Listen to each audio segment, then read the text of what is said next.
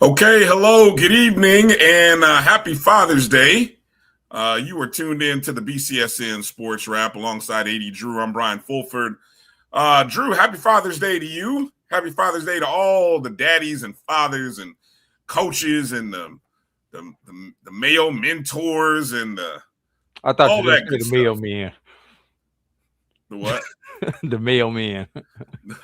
Oh, Lord have mercy.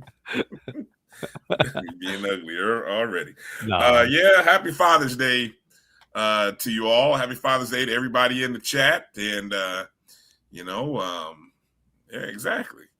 Happy Father's Day, Dr. Israel, Mary 305, Emmett Jones. Appreciate you, Mary.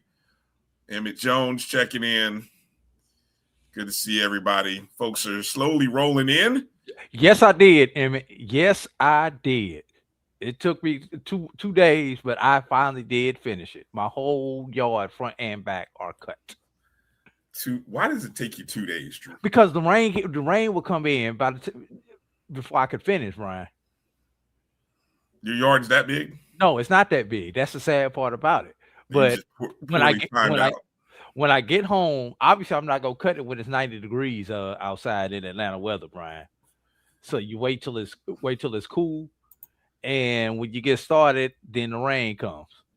Okay. Or, because I tend not to have time first thing in the morning before I have to get out and run the streets and do what I've got to do, for work or for personal. So I usually have to wait until the evening, 7, 8 o'clock in the evening before I can cut the grass.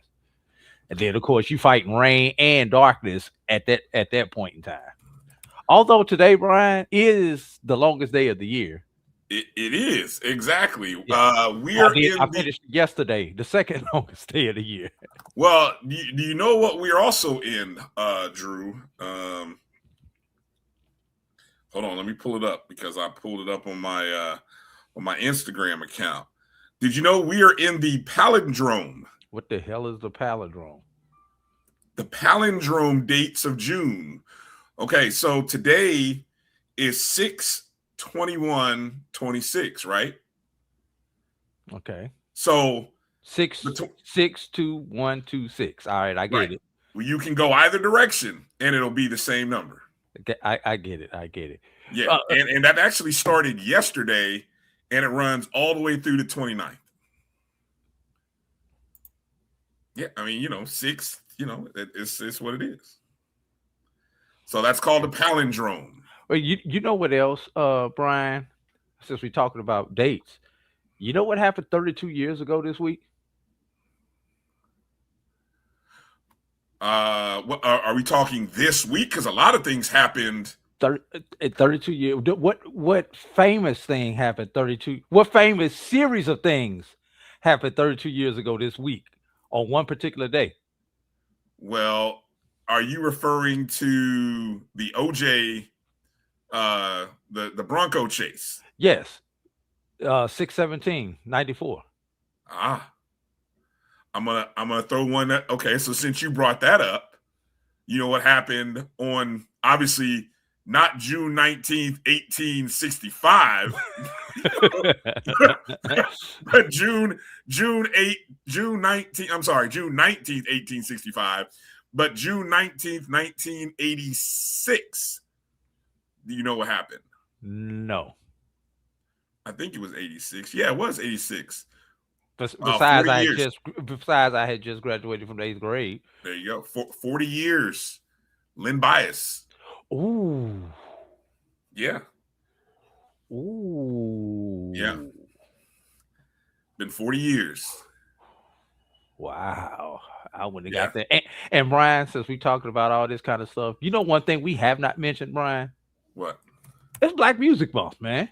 What? Man, you know what? You're one of the June is Black Music Month. Somewhere, but I wouldn't know if I checked on social media. Hell, I mean, there's all kinds. June has been reoccupied for so many other things that Black Music Month has been forgotten. Yeah, or it is less Black Music talked about. That's all right, because they try to do Black History Month the same way, but that's they try to take it over, and it's the alphabets took over Black Music Month, and which look, hey, the month of June is big enough for everybody to be able to share it, but I just remember, and I don't know if it's because there's less. I mean, you don't have videos on BET, MTV, VH1, and all this stuff. This used to be the month for the different music award shows and all that different type of stuff. You don't see that anymore. You don't. Not during this month, at least. I saw a great post, and let me see if I saved it. It had to do with I don't know how to even go back and look here. Let me see if I know somebody had commented on it. One of my peoples. It had to do with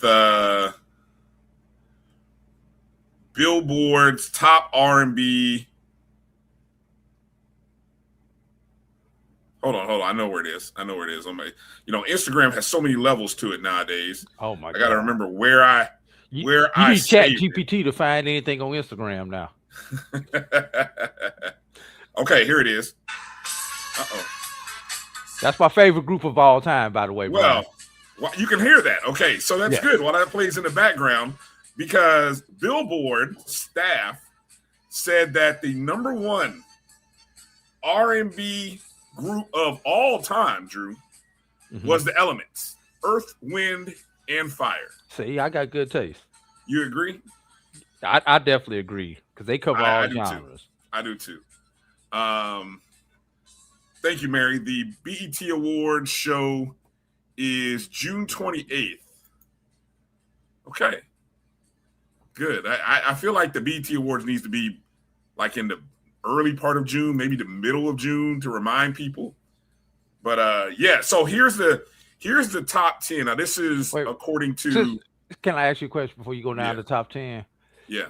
Favorite Earth, Wind, and Fire song since we know they're number one, and y'all can put it in the chat. Okay. Oh, to the group. Everybody in the chat. I got mine. My favorite Earth, Wind, and Fire song. Because I bought the never forget, I bought the greatest hits box set. It came in a set of 3 CDs, which it was some artwork to it, and it had like a historical thing, so I could like read the history of Earth, Wind, and Fire. Now I bought this when I was in FAM, so this was in the late 90s. So but this was Fantasy's a good one. That's mine. Reasons is my number one all time. Okay. Did you watch the documentary? Which one?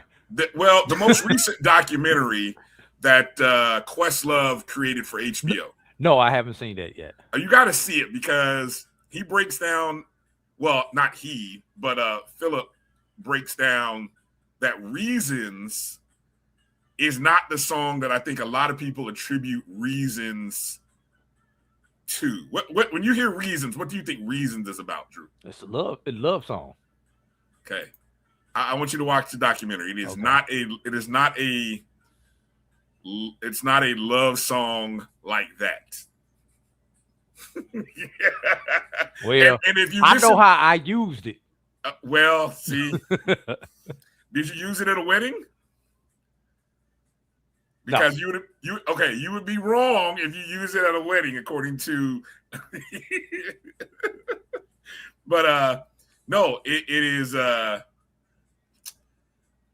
I'll tell you the song that I didn't hear on the that I slept on, and I didn't really get hip to it until Kings of Comedy.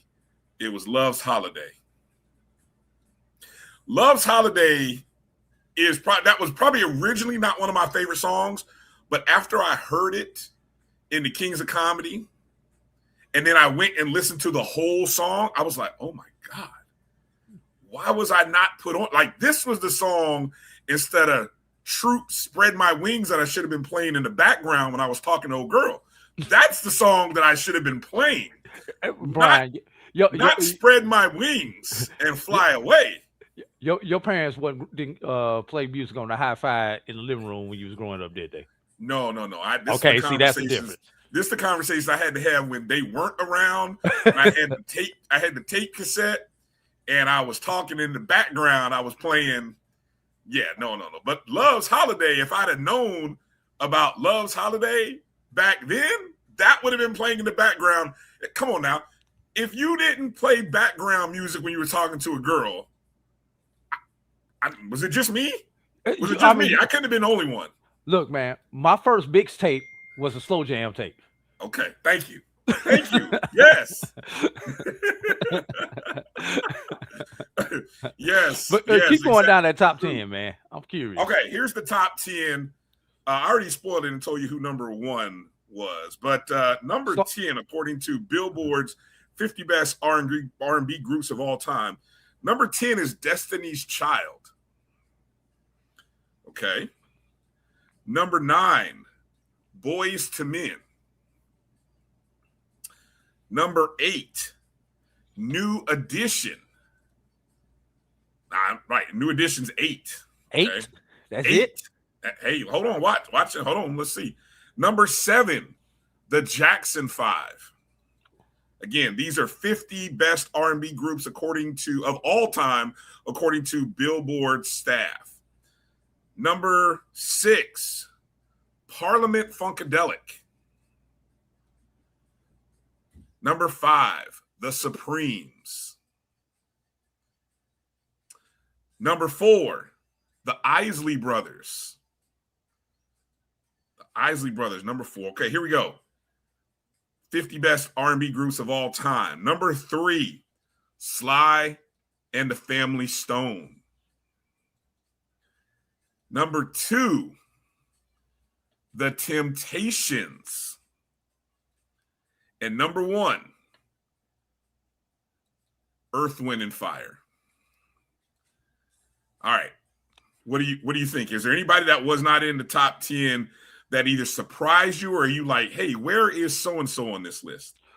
I see people, Emmett says Ohio players in the LTV. But my camera got turned off and I can't get it back on right now. So I don't know what I got to do for that. But anyway, they're all deserving, Bryan. Right. So sure. Can I give my own honorable mentions? Yeah, hold on. Let me tell Emmett where the Ohio players, the Ohio players, Emmett, come in at number 13. How about the Gap Band? Huh? How about the Gap Band? The Gap Band, 31. Ooh.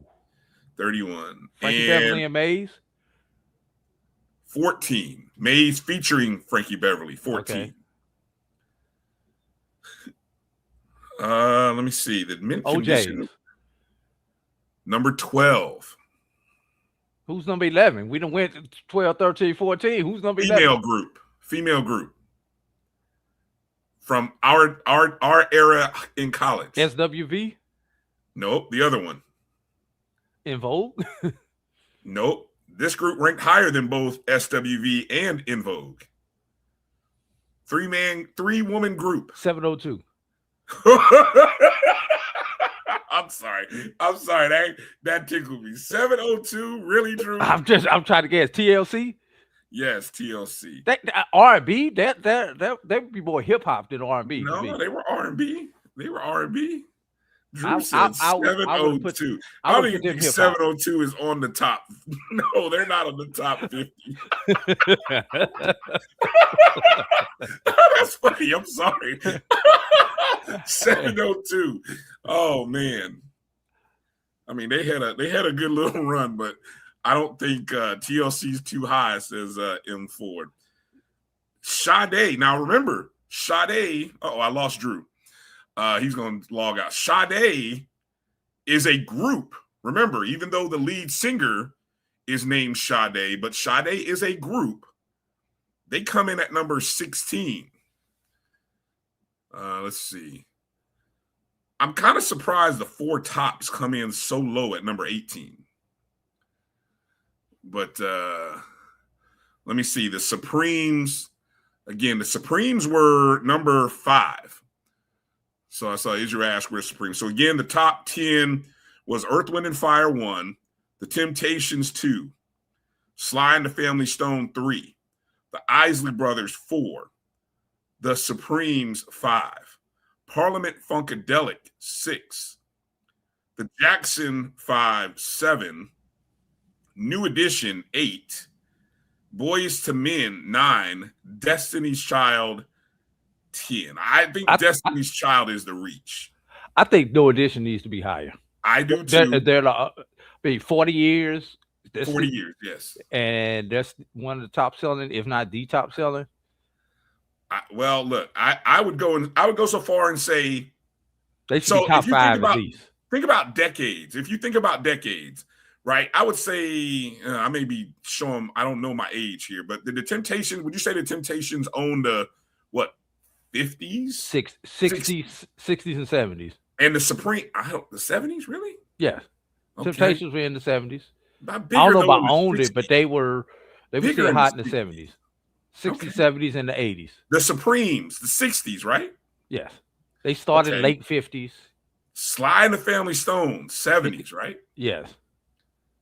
The Isley Brothers, 70s, 70s and 80s. Okay. Well, hold up. The Isleys actually started in the 50s. But as I'm looking at this picture that they have, this definitely guys look like they were part of the 70s. Yeah, but the Isleys brothers started like 56 or 58. Okay, but the way they're dressed, they look like the 70s.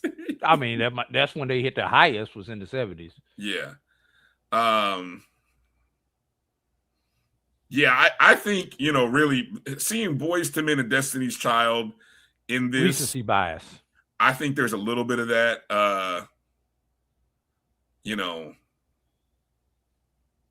Maze featuring Frankie Beverly and Sade, I might put ahead of Boys to Men and Destiny's Child, to be honest. Just, that's just me. But anyway. That's yes. Again, Earth, Wind, and Fire, number 1, our best R&B group of all time. And I would encourage all of you, if you have access to HBO or somehow you can go watch the HBCU. The HBO special. You know what? I would agree there. I would, in terms of. Yeah, soulful. I would go definitely In Vogue over Destiny's Child, but I think Destiny's Child has who they had as their lead singer, and I think that is why there's some recency bias there. I mean, Destiny's Child wasn't even around 10 years. I agree. I don't think they were that much of an impact. As a group? No, I don't think they were that big of an impact. Not like In Vogue. I mean, because if you think about it, had it not been for In Vogue, would you have had Destiny's? Now, these are the groups that are ahead of In Vogue. Would you have had these groups had In Vogue not popped on the scene? Would you have had Destiny's Child, TLC, SWV? Those groups all came in ahead of In Vogue. And came by after In Vogue. Came in after In Vogue and probably came on the scene after In Vogue. After, yes. And maybe, yeah. Yeah, I don't think they could hold In Vogue's whatever. Bra. There you go. Brazil. There you go. Yeah. Hey, Brian, before we get into into our stories, with this being Father's Day, and I just like to throw it out there. You could throw one out if you like. I was just thinking of some of Father's Day memories that you have, either with your father or if you're a father with your children and everything. And I was just thinking of a couple of them earlier today. And I had the fortune of being in a very nuclear family, as I like to say. Both my mother and my father wound up in other relationships after I was born. So with this being Father's Day, I had a stepfather and a father. So started with my stepfather. Obviously you have to take the whole family, but at the same time, there's certain things that when you're in that stepdad role, you don't necessarily have to do. But my fondest memory of him was the day he took me to Tallahassee and dropped me off in Tallahassee.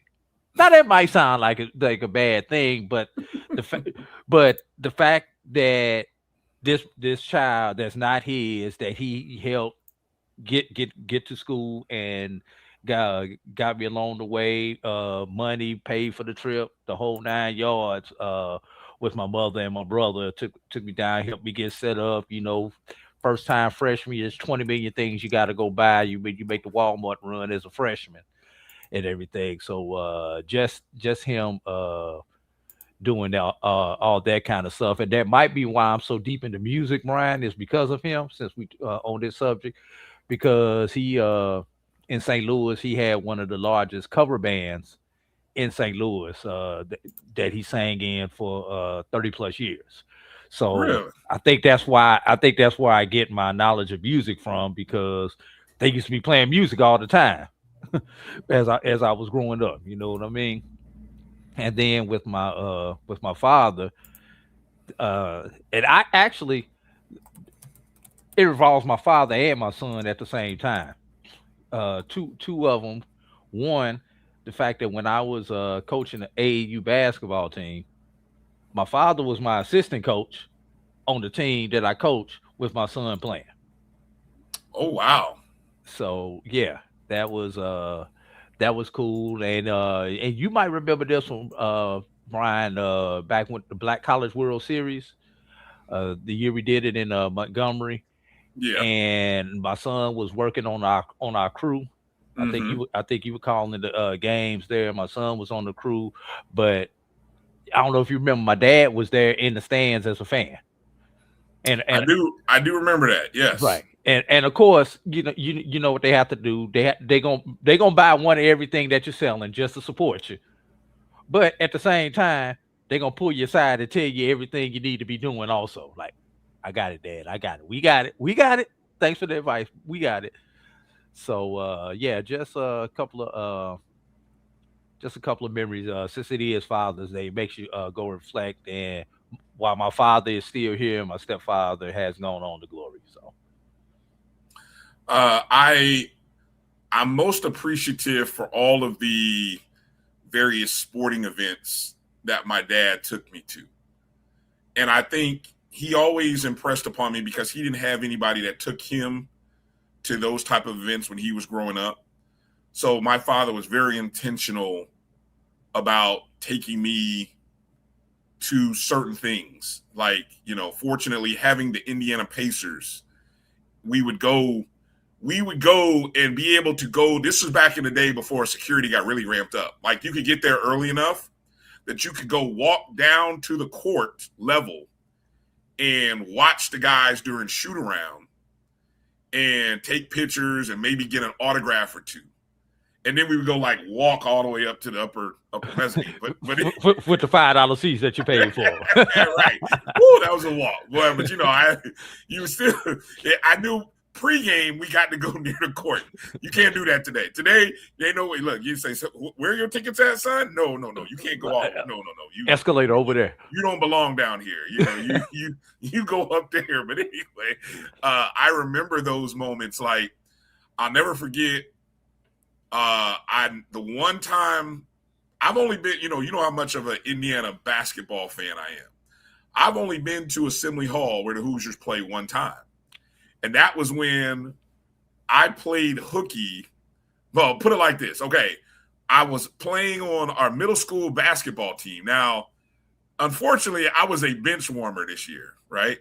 At this my 8th grade year. And I'll never forget, we were about to play. We were unbeaten, and we were about to play another school that was unbeaten. This was a big game. Mm-hmm. My dad, he comes, and I didn't know he was there, but the coach comes to me and says, "Hey, Bryan, your dad is over there. He needs to talk to you." And I'm like, "Dad? Okay." So I go over, and he says, "Son, I need you to get your stuff. We got an emergency at home. We need to go home." You thinking the worst? And I'm like, well, I'm just thinking, no, I wasn't thinking the worst. I was thinking, Dad, we got this big game. I'm not playing in it. I'm a bench warmer. But I wanted to be on the bench to support my team against this big time game. I mean, this is the best in our county versus the best in another county. Like everyone, the gym is packed. I said, but okay, Dad. And so I leave. And I'm in the car, and we only live like 2 minutes from the school, 5 minutes. And we're in the car, and my dad is like, I'm like, "Dad, what's going on? What's going on?" He was like, "I'll tell you in a minute. He'll tell you when we get to the house." I'm like, "Okay." I'm a little nervous now. We get to the house, and he says, "Son, I got 2 tickets to the Indiana University versus Vanderbilt basketball game. Now, we live 2 hours from Bloomington, and this is about 5:30. He says, you have to change so we can go now." And I just looked at him like, "What?" I'm saying, "We got 2. You said you got tickets to the game in Bloomington? We're going to drive 2 hours to go to this game?" He was like, "Yes." So I'm like, I forgot all about whoever we were playing.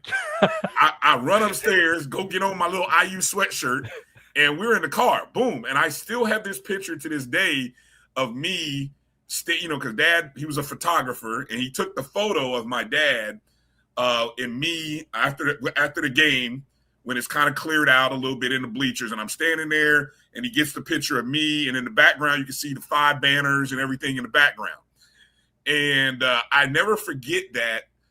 And it was also the conversation my dad told me about, one day, son, you're going to be a coach, because really you're not a player. But we kind of had that conversation. And so those are things I've never forgotten. My dad, he taught me how to be in a player. He said, "Son, learn how to be a coach. That's your lane. Learn how to be a coach, study. But unfortunately, you don't have the athleticism to do not even what those college guys just did or the peers that are in your team." That's the one thing my dad will tell you the truth. And I appreciate him and love him. It's not always what you want to hear, but it's what you need to hear. And I'll never forget that moment. And it's still one of those moments, like between that and I'll always remember my dad coming to one of my coaching games because obviously being in Florida, he didn't get a chance to see me coach a lot. But the one time I took my AAU girls basketball team, which was really good. I mean, they were really talented as 8th graders. We came up to a tournament in Ohio, and him and my mom drove over and got a chance to watch a couple of games. And they were like, "You're pretty good at this." I'm like, "Oh, well, thanks." No, they're like, "You got some really good girls too." I'm like, "Well, yeah, they make me look pretty good." So those are the moments that you remember, and my dad just kind of being there And so I was able to, it's always a blessing when you can pick up the phone and call and say Happy Father's Day. And I'm just appreciative of those moments. And hearing you talk about being able to be at an event and take your son and your dad. That's the one thing I always wish I had a little shorty to be able to take to a ball game and kind of do those little things that that my dad did for me. But very appreciative. Always, yeah. So one more before, and we probably need to take a break after this, before we get into some HBCU news. But I remember this was probably 20, 30, 20, 25 years ago, back when I was still very athletic. And my dad, myself, and my older brother, we was at the park. And if your last name is Drew, the one thing you do is you hoop. So we was just at the park shooting around and everything. And these three people came and decided they wanted to play us 3-on-3. Oh, no. Not a 3-on-3. Yes, I'm the youngest of the three. Now, imagine, let me give everybody perspective. I am the tallest of my dad's children, and I am only 5'10". So, and I am taller than my dad. So that tells you they were taller than us and everything.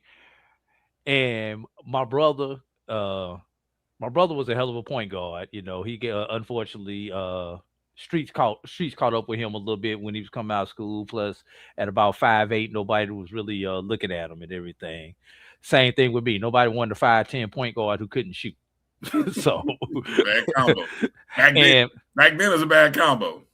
And my dad got drafted into Vietnam. So that ended in any chance of him going on to play any type of ball. But my uncle, his younger brother, actually played in the ABA, who happens to be the father of Chris Carrawell. Okay. So, but anyway, so man, we spoke them cats so bad, man, and they were some pretty good ball players and everything. But the three of us, the only time we have ever played ball together, but you would think we had grew up playing ball together, and we had similar moves, similar styles, and like I say, that was the only time we had ever played competitive ball together. No more than just shooting around in somebody's backyard at the park.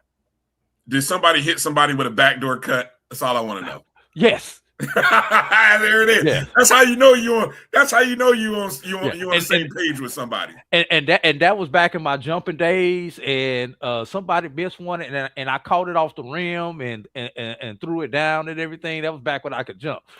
So whoa. Okay, you might. Hey, look, I'm jealous already. 5'10", 5'10", and you can get up in the air like that, Drew. That's impressive. Yeah, Edwin, I could do everything on the court, but hit jump shot outside of 15 feet. I could pass. I could lock down. I could defend. I could lock down, defend. I could do everything, but just don't put me behind the arc and expect it to go too often. You would have to be. You'd have to be finishing sprints first or second in order to get my attention. And I did. Okay, so I'd have found a place on the team for you. Nobody could stop me off the dribble. I was the one who would break down the defense and kick. Yeah, I would have found a place before that was a popular thing to do. Yeah, been like, Drew, don't worry about shooting. You do everything else well. Just understand when to pass, play defense. I was the one when they said, foul him, foul number 14 coming out, so we can get. Yeah. Uh-oh. But then I would knock him down. But still. Okay. But I was the one they said foul. Oh, Jesus.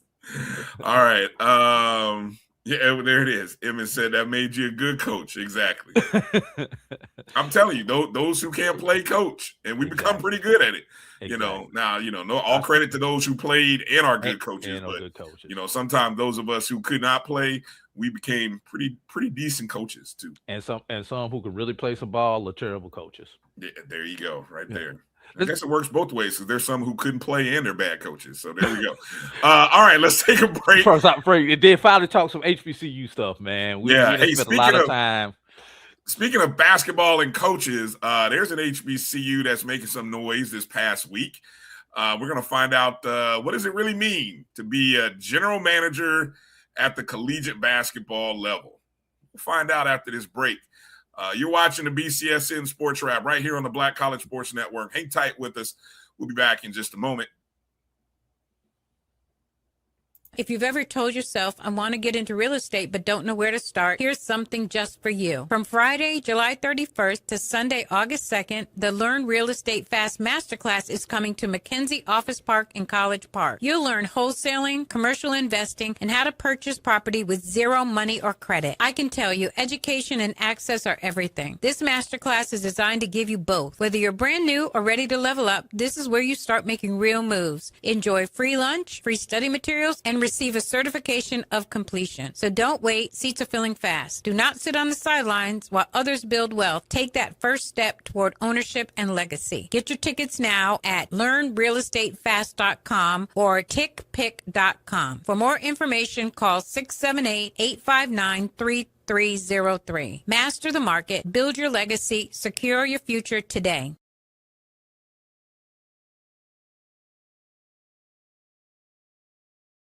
It's never too early to plant the seed, to share the tradition, and instill a sense of pride in your HBCU with your little ones. HBCU Pride and Joy Children's Boutique helps you share your school spirit with a wide selection of adorable kids' apparel and accessories officially licensed from your favorite HBCU. Visit hbcupridejoy.com and follow us on all social media at HBCU Pride Joy on Facebook and Twitter. From cancer care to accidental injuries to cardiac care, we all know that there are times that you can't control what happens in your life. But with Globe Life Family Heritage, you can be prepared to weather the storm when it comes. Call Dr. Beverly Eagle Rogers at 877-300-8269 or visit the website at globelifefamilyheritage.com. With over 25 years of serving communities, Dr. Beverly Eagles Rogers is here to help you and your family through difficult times. Dr. Beverly takes pride in Globe Life being one of the few companies that returns 100% of premiums to clients that stay healthy. So for more information, call Dr. Beverly Eagle Rogers at 877-300-8269 or visit the website at globelifefamilyheritage.com. For over 30 years, HBCU Image has been more than just an apparel store. We've been a movement, a statement, a legacy. We celebrate the pride, the purpose, and the culture that make historically black colleges and universities legendary. HBCU Image, a Kenny T's company. You're looking for the latest information on Southern University sports, the Southwestern Athletic Conference, and HBCU athletics. There's only one place to go.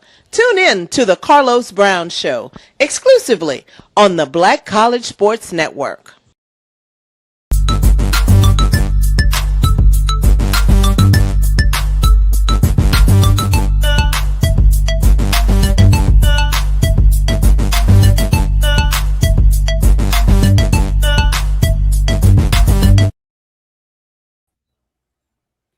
Welcome back to the BCSN Sports Wrap alongside A.D. Drew. I'm Brian Fulford.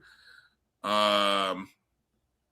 are watching. Well, I am kind of dual window watching a little live action right now with the World Cup as America's, what should be America's favorite underdog team, Cape Verde, had a 1-0 lead over Uruguay, which they just gave up a goal. So we got a 1-1 tie right now. You said nothing, Brian. Did you just say nothing? 1-0. It's 1-0. 1-0. 1-0 means 0 or nothing. Thank you. And then we've got the wire-to-wire winner in the men's U.S. Open in golf, Wyndham Clark, who I had him as the first round leader plus 400 winner. And he managed to hold the lead off. He managed to hold off a few other guys. And I think I just cashed in a 4-player parlay of 4 golfers in my top 20 So pretty good day for me, hanging out with the golfers this weekend and doing a little sweating. Scotty Scheffler got close but couldn't finish it. I know you got the one early in the first. I did hit the 4-0 win by Spain. 4-0 winner by Spain. I called that one, and I had the 3 parlay on Spain minus 2.5 goals to win outright, and I think 2.5 first half goals or 1.5 first half goals, something like that. Yeah. I don't know. Anyway, you almost lost it though, Brian, because they yes, I know. Thank you, Scott, for the offside call that most of us still do not understand. Thank you, instant replay. Which what's funny? They use technology for they're using technology that's strapped to the players to be able to determine everybody's positioning. And so they're using technology based on when the ball is kicked, whoever the deepest man for the opposing player. Drew, I can't even try to explain it in full detail and make it sound like I'm smarter than I am, but just know they're using, and we still can't get a correct measurement on a first down in football. That's all I'm saying, Drew. The kind of technology they're using, it's just like, wait a minute, why can't we get a correct measurement on a first down? 10 yards. I mean, really. Anyway. All right. But appreciate everybody in the chats checking in wherever and however you're watching the show on Facebook, YouTube, on Instagram Live, on Twitter. We say hello to everybody there. Feel free to be a part of the chats. Drop a comment if you would like. Of course, a lot of the comments that you see over on the side come to the folks that are on Facebook and on YouTube feed. Okay. Let's get into some of the headline news. Coming up later in the show, we're getting down to the top 10 stories of the year. We're going to stories 6 through 10. Stories 6 through 10 from the academic year, top stories of the year. We'll recap it in hour number 2. But let's kind of get into some of the headline news that have happened over the past week. And Drew, since we were just talking about basketball earlier, I thought we'd lead with this one. Jackson State University men's basketball welcome Kendrick Perkins. Big Perk, of course, of currently of ESPN, and also most famously, I don't know, would you say his most famous NBA playing years were with Oklahoma City, or was it with Boston when he won a title?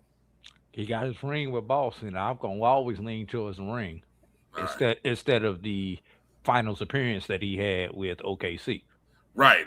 Perkins, I think, was part of the Thunder with Durant, Harden, and Westbrook and Serge Ibaka, right? Yes, he was on this. Yeah, he was the 5. He was the 5. He was the with Harden coming off the bench. Yeah. Oh, was he off the? I don't even remember. Yeah, Harden was coming off the bench then. Oh, that's right. Yeah, Harden was coming off the bench. Crazy, right? Imagine having all the talent and not able to win a title. But hey, it is what it is. So yeah, Perk was named the general manager for Jackson State basketball. Reading here from Kyle Mosley's article on HBCU Legends. And it's actually a kind of first dropped by Shams Charania of ESPN. And so he will be the general manager of men's basketball operations.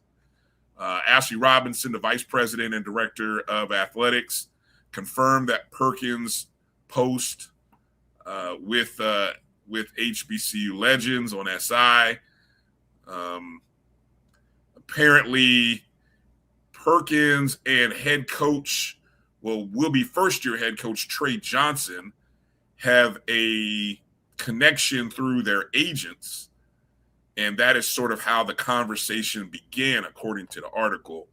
Reading from Robinson's quote, he says, it's a volunteer role, but he's going to come in to fundraise. And Perkins will also take a leading part in Jackson State's name, image, and likeness efforts. Robinson expects his presence to transform the program while increasing its exposure and resources. And he says that's going to be huge for us. So, Drew, I always, when I see announcements like this, I always do this thing where I say, is this someone that's doing something for HBCUs or somebody doing something with HBCUs? Because there is a difference. And I think a lot of times the initial announcement sounds great, but then we see the byproduct of it, and it doesn't turn out to be much of anything, at least in other cases. So what's your take here? Chad Johnson. Oh, did I say that out loud? My bad. Ocho, no go. Ocho, no show. No, Ocho, no show. Yeah, there you go. Yeah, I think this can be a good thing, and I hope he's doing this with the HBCU, with Jackson State, to build something bigger.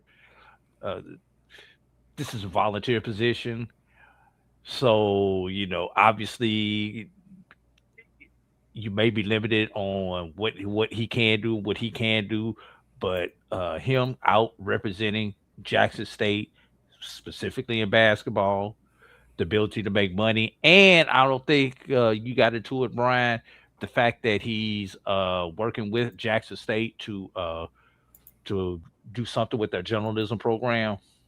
Did you read that part of it, Bryan? I did not, but go ahead. But yeah, he's not only working with the basketball program, but he is working with academics also. I think this is a good thing. Not something that we have not seen before. I mean, we've got John Wall, we've got Shaquille O'Neal out here doing similar roles.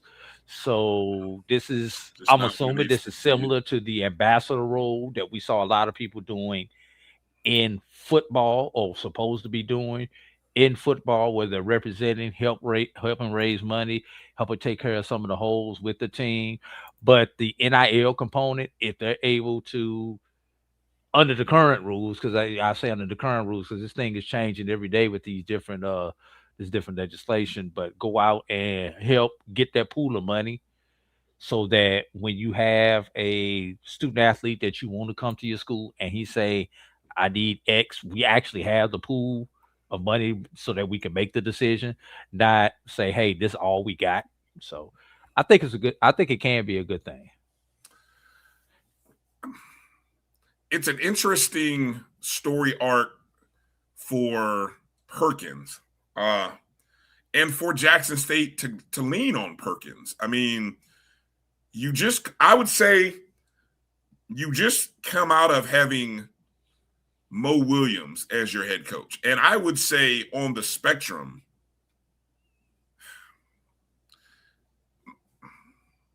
I would probably, I might be wrong on this, but I would tend to think in terms of basketball, I would tend to think of Mo Williams being more of a basketball savant than Kendrick Perkins. And maybe I'm being a little biased because of their positions.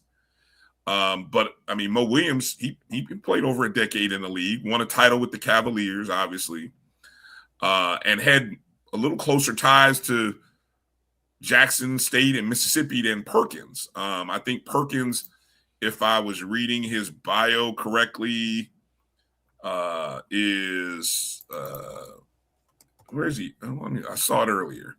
Let me see. He's from Texas. Trying to see where he went to college at. I don't even know. Let me see. Where did he go to college at? Perkins went to college. He was drafted by the Memphis Grizzlies. I think he may have come right out of high school. He was a first round 27th pick in the 2003 draft. He was a member of the McDonald's All-American game. He was considered a 5-star, listed as number 3 center back in the day. So, yeah, I don't think he actually played in college. Looks like, according to the bio here, he came right out of high school. So he was one of those ones that he came right out of high school. So interesting, a little background that I didn't even, or I would say I even forgot about. Originally, he was drafted by the Memphis Grizzlies back in 2003. So, yeah, put some respect on Perkins' name. But it's interesting you brought up Shaquille O'Neal, because I know for as much certainty as I could have that Shaquille O'Neal was this close to being a part of the FAMU general manager legacy thing with Coach Pat Crary, who's now at Grambling State, just finished his first year there. Obviously, in Crary's first year at FAMU, Shaquille's son was a part of the roster, and he was just getting him warmed up to be the general manager the next season. And then all the BS about the contract and stuff was going on, and it fell apart. And then what did you see? You saw his son transfer to Sacramento State, where Mike Bibby was the head coach, and then Shaq become the general manager over there with them. But, Kendrick's into this role. It kind of comes on the heels of, you heard John Wall becoming the president of basketball operations for Howard University. Steph Curry is an assistant general manager at his alma mater, Davidson.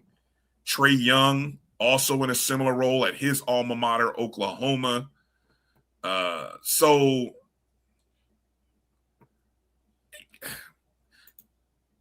it sounds good on paper. We'll wait to see. I could care less about the recruiting aspect of it, Drew, because I think, honestly, it's the resources that are going to make the biggest difference. For your basketball program, can you have enough coaches to be able to do the things? I mean, if you look at a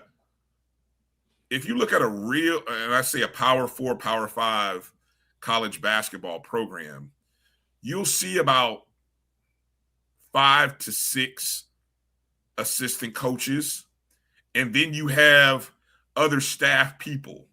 You do have an analytics person. You do have a Dobo. You do have all these other staff people, but Dobo, director of for the common man. operations. I know who you're talking about. Right, director of basketball operations, which is the person who does a lot of the scheduling and planning. But you have a basketball office, somebody who's answering the phone. It's just somebody who's coordinating schedules.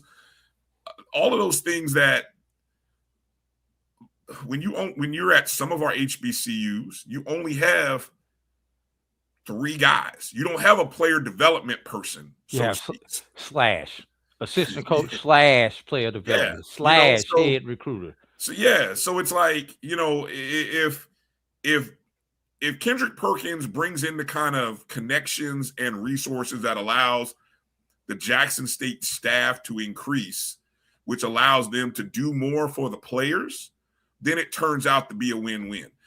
And also, you know what that requires? It requires university buy-in. So Ashley Robinson has a great connection or feel with his university. And so when you have the university and the athletic department working together and understanding the importance of the symbiotic nature of how athletics can help the university, and how the university takes care of the student athletes just like they do all of the other students on campus, great things happen. So, it's not unrealistic to think that Jackson State, if they do right, if Howard, if it's done right, can become the next Gonzaga. And I use Gonzaga because Gonzaga started in a mid-major program, conference. They still were up until next year when they move into the Pac-12, right? They came out of the WAC and they cut their teeth on playing all the top talent. Think about this. Who does this sound like, Drew? Play all the Power 5 programs in the non-conference and then play a lower-rated regular season that unfortunately, doesn't always get you ready for the tournament, but you'll make a good run. But I can't trust them to really go win the title because they spent 3 months playing sub-level, let me rephrase it, non-Power 4, Power 5 teams. It sounds like an HBCU, doesn't it? Except Gonzaga was going out and playing those P4s or those power conferences and winning those games. Well, they were winning them because they had recruited the talent, and maybe they had a better infrastructure.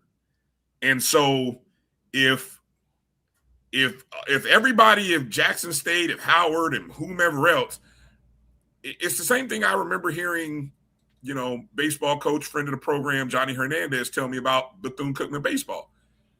He's trying to build a program to do what you saw Troy do in the College World Series this year, what he saw Murray State, I think it was Murray State, do a few years back, right?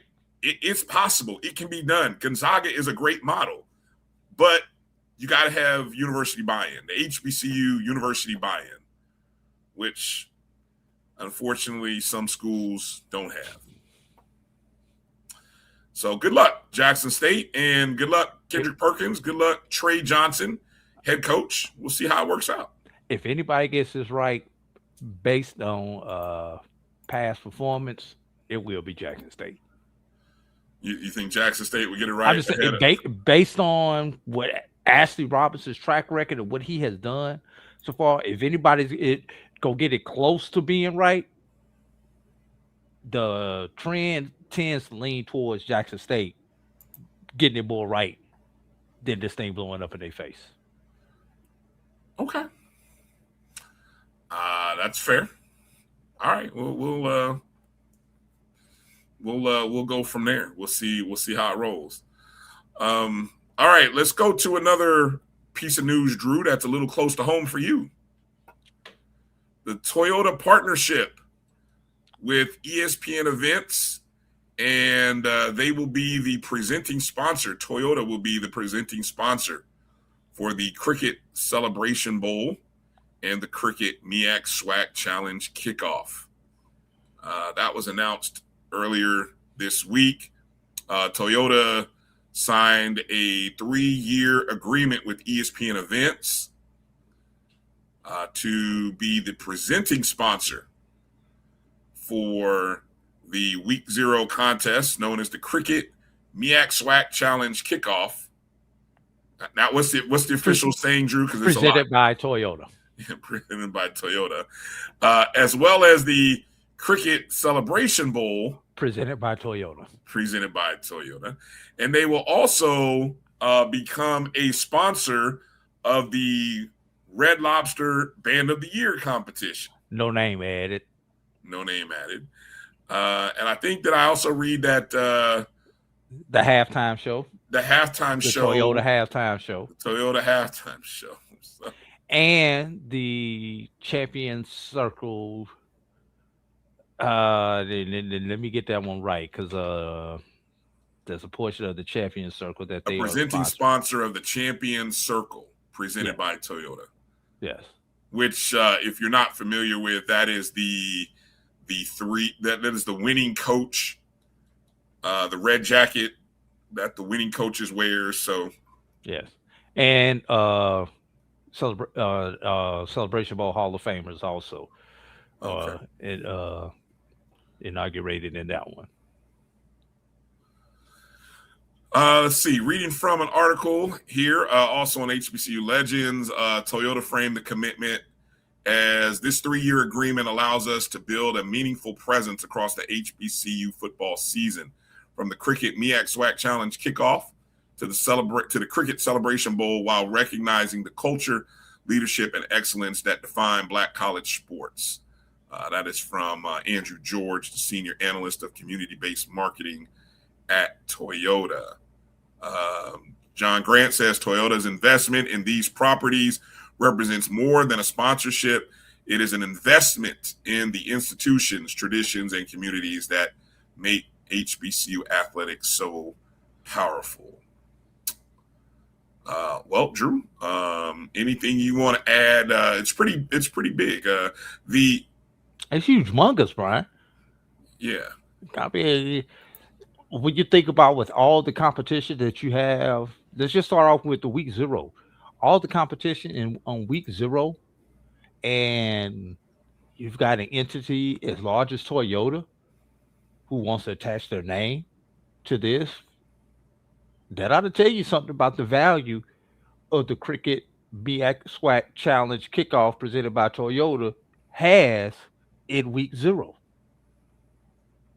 No knock to anybody else who's trying to get on week 0, but that is still the premier event, the only event on linear television during prime time in week 0. Yeah, no, I mean,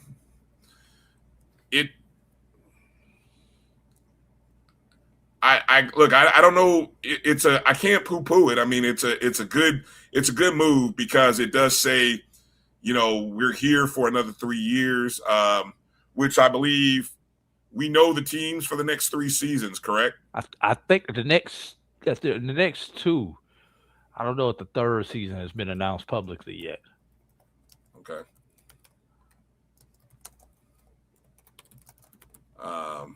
But no, it's a good thing. Congratulations to Mr. Grant, everyone at ESPN events.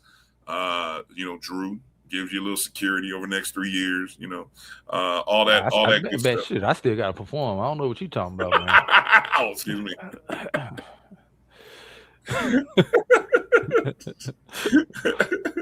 Well, hey, I'm on a multiple 1-day contract. Okay, well, yeah, that's tough, but okay, good stuff though. So we look forward to seeing. I think it'll be interesting to see. Again, I know a couple people mentioned that Mr. Grant he's done some interviews with Perry White and then a few other people recently. And I think he's scheduled to be on Doc's show one day this upcoming week. Okay. Either Tuesday or Thursday. And if you want a breakdown of what Doc, Charles, and myself thought about it, especially when we get into the marketing genius of this agreement, go back and listen to Thursday's Dr. Gaville's Inside the HBCU Sports Lab. We really took a deep dive for 2 segments into this from a couple of different angles. Good deal. You can find that episode on the BCSN Pod Zone. Everywhere that you have podcast, that's BCSN Pod Zone, Spotify, Amazon Music, iHeartRadio, Apple Podcast, so on and so forth. Go check that out. I see some folks in the chats are not as sold on it as others, but we got to wait and see. I don't know if you'll see any real physical. I don't know if you'll really see any physical changes. New logo. Okay. Yeah. And Dr. Carey, I know the teams. I just don't want to say anything because I want to make sure that I don't put anything out there that is not public information. You may be right. The next 3 years may be out there. I'm just not 100% sure of it, so I'm going to make sure I keep my mouth closed just in case they aren't. Well, Israel, if you want to put it, Doctor, if you want to put it in there, please go ahead and put it in there. I will say from Dr. Israel Carey, he says the next 3 years are. I would like to know because I'm not going to put Drew on the line, but if you think you go ahead and put it out there. I'd love to hear it. I'd love to know who it will be. So there you go. Coach Green asked a good question. Does it add more money to the pot for the Celebration Bowl? What it does for not only the kickoff and the Celebration Bowl is it brings stability to it, and it shows people that these games are going to be here. And if you know anything about these type of marketing deals, anybody, once you get one person on board, that's when the dominoes start to fall and other people start jumping on board with it. Mm-hmm.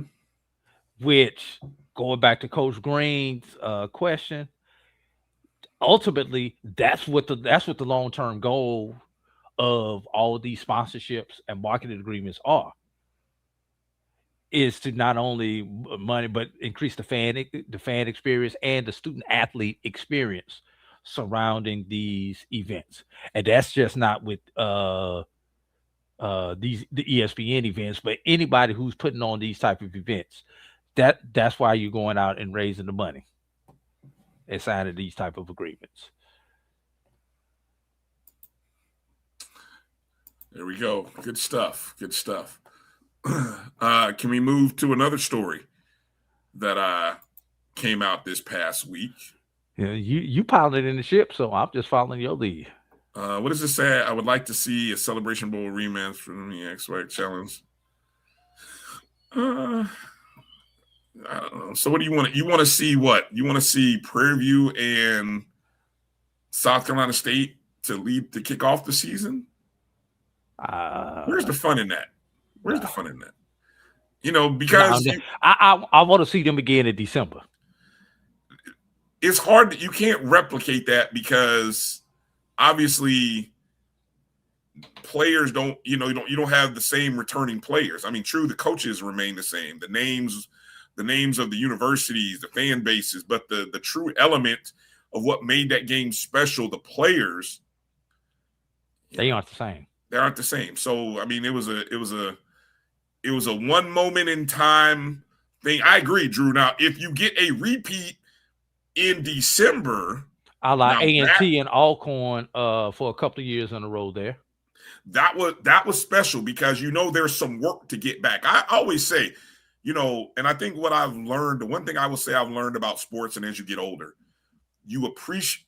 And look, if those of you who are Knicks fans didn't get this, appreciate the moment, but don't get caught up in talking about next year and dynasties, and because it is hard, and it does take a little bit of luck.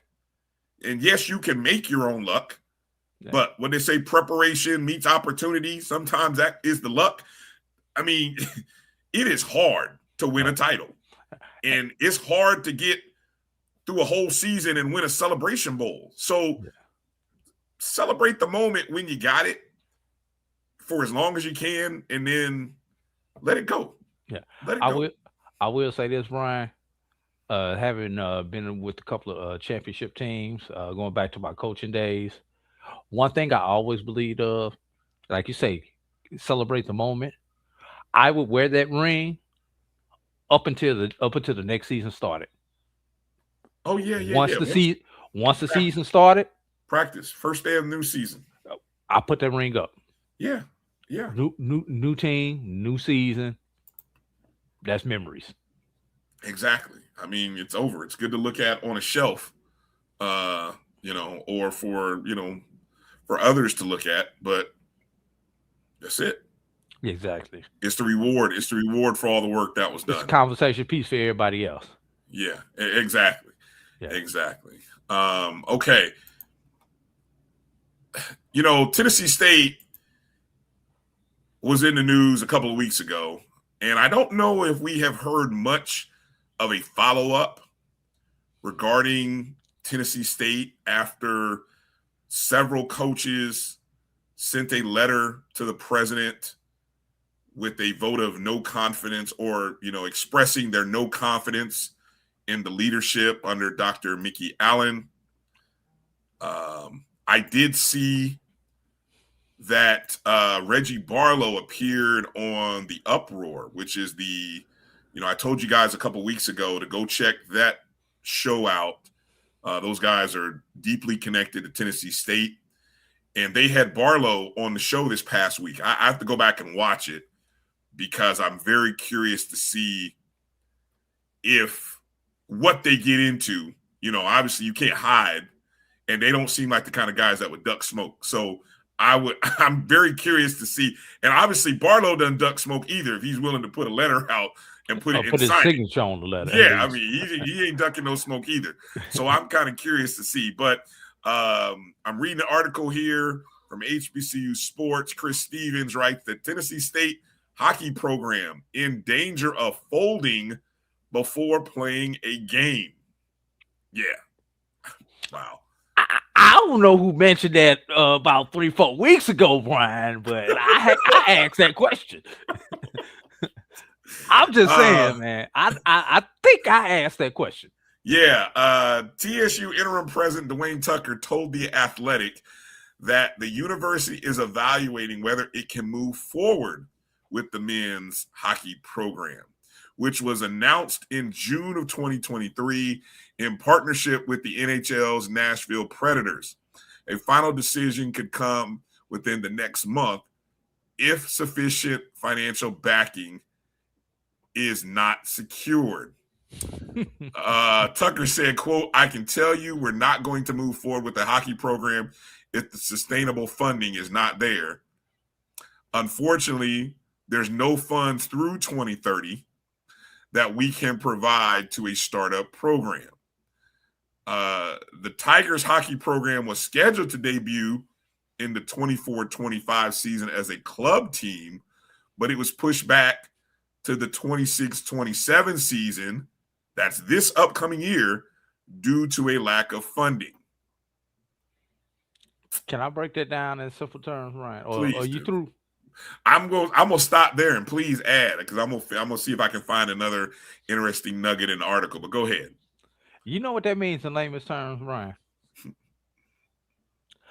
The grant money or the seed money that they got to start this hockey program has been spent, and there was no plan for sustainability after that money ran out, or B, they had a plan and they did not meet their goals. It's that simple, Brian.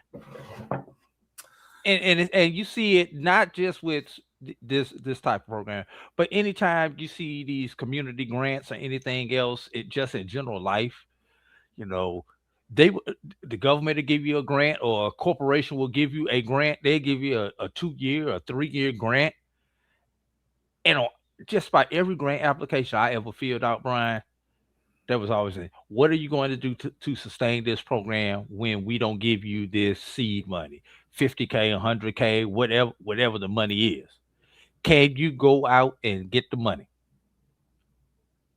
Apparently, the appetite is not there for them to go out and raise the money. And probably the number one cost that they have, Brian, is a facility. Yeah, I don't know if that basketball arena is outfitted for. No, Brian, the cost of putting an ice floor in to an existing facility is tremendous. So what you're probably doing is you're probably leasing a hockey facility or an ice rink somewhere else throughout the city of Nashville. And those rinks already are probably at a premium as far as space. Head coach Dante Abercrombie was hired to lead the program. He remains optimistic. He said, quote, "I have faith in the Nashville Predators. I have faith in the NHL. And more importantly, I have faith in my institution that they will find a path forward that is positive for the hockey program." Abercrombie, of course, I'm inputting here on my own. Abercrombie was not one of the 6 names on that letter to President Tucker, by the way.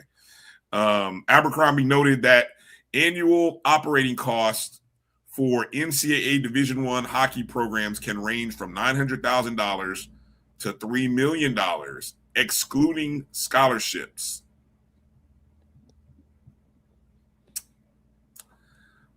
President Tucker said that the university needs. Now, catch this, and tell me where you think this is going. He said the university needs funding commitments that would cover operational expenses and scholarships for at least 5 years to ensure the program's long-term viability. He also said the university's priorities include addressing aging residence halls and renovating Hale Stadium. Tennessee State will soon launch a 2-year, $100 million fundraising campaign to pay for those improvements. It sounds like Tennessee State. Oh, and yeah, and then there's something about that letter with their ADs. Tennessee State got a lot of things going on, and I think hockey is like the last thing on the radar. I mean, if I'm Tennessee State alum, and you asking me to give money to a residence hall, Hale Stadium, or a hockey program that does not exist, I know which one I'm putting in the number 3 position. You better not come ask. Look, from what I've heard from Tennessee State folk, you better not come asking these folks for money for hockey when you got football, basketball. I get money to restart the baseball program before I get money to start the hockey program. Man, look. And Emmett, we did talk about that, and that was not Tougaloo, that was Talladega gymnastics program. Well, Talladega and Fisk.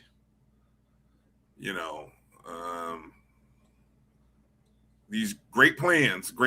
They sound great, but you better have a real sense of community, not only community, but your alumni buy-in. Like, you would need to have come to the table with the fifth. I mean, you're basically talking like $15 million. If I take the largest, highest amount and then say 5 years out, I need to walk in the door with $15 to $20 million for this hockey program. I mean, who's got that? And if you've got that, but once again, why weren't you using it for other programs? That's my thing. It's going to be tough, which goes back to the root of that letter. Yeah. If you get $15 million for a hockey program, and you still have the issues that were outlined in that letter, a month ago now, you have lost your staff. It's that simple. You will lose your staff. Yeah, you really will. All right, Drew, let's get ready to take another break. When we come back, we're going to mention and go through the top stories 6 through 10 of the year. And also, Drew and I are going to do a draft. Drew, did you know the NBA draft is on Tuesday? The NBA draft is coming up on Tuesday. It'd be an interesting draft, but there is an article that came out on HBCU Sports, and they asked the question, who are the 10 best Division I HBCU head coaches? And I said, you know what, Drew, let's do a draft. Let's draft top 5 coaches for each of us and then kind of store it away and see what it looks like at the end of the year. And let's see who comes up, whose coach gets them the most wins. I got my coin so we can flip. You got your coins? Yeah. Because when we do this draft, there's heads. Yep. There's tails. All right. So when we do the draft, we definitely have to do so we'll do snake order. We'll do 1, 2, 2, 1, 1, 2. So that means if you start with the first pick, second person gets 2 picks in a row, and then we'll do it like that. All right. Yeah. Just got a heads up there. Thanks in the chat to Blue Jacket. Cape Verde with the equalizer. Deuce. In the the goalie got caught coming up a little too early. Came up way too high. Is it a VAR review? Or is that goal going to last? Man, you could have got Cape Verde to win at plus 1,200 going into the match. I wanted it so bad. Now, live action, Cape Verde is plus 850. And the only reason because I heard some people talk about how wishy-washy Uruguay was. So now I'm looking at a live Cape Verde plus 850 to win. We're going to take a break, and I'm going to find a way to put a little money on the brothers from Cape Verde to come out with the win here in the next 20 minutes or so of football action. The live World Cup happening right now. Yeah. We'll be back right on the other side of this break. You're watching the BCSN Sports Wrap right here on the Black College Sports Network. We'll be back in just a moment. From cancer care to accidental injuries to cardiac care, we all know that there are times that you can't control what happens in your life. But with Globe Life Family Heritage, you can be prepared to weather the storm when it comes. Call Dr. Beverly Eagle Rogers at 877-300-8269 or visit the website at globelifefamilyheritage.com. With over 25 years of serving communities, Dr. Beverly Eagles Rogers is here to help you and your family through difficult times. Dr. Beverly takes pride in Globe Life being one of the few companies that returns 100% of premiums to clients that stay healthy. So for more information, call Dr. Beverly Eagle Rogers at 877-300-8269 or visit the website at globelifefamilyheritage.com.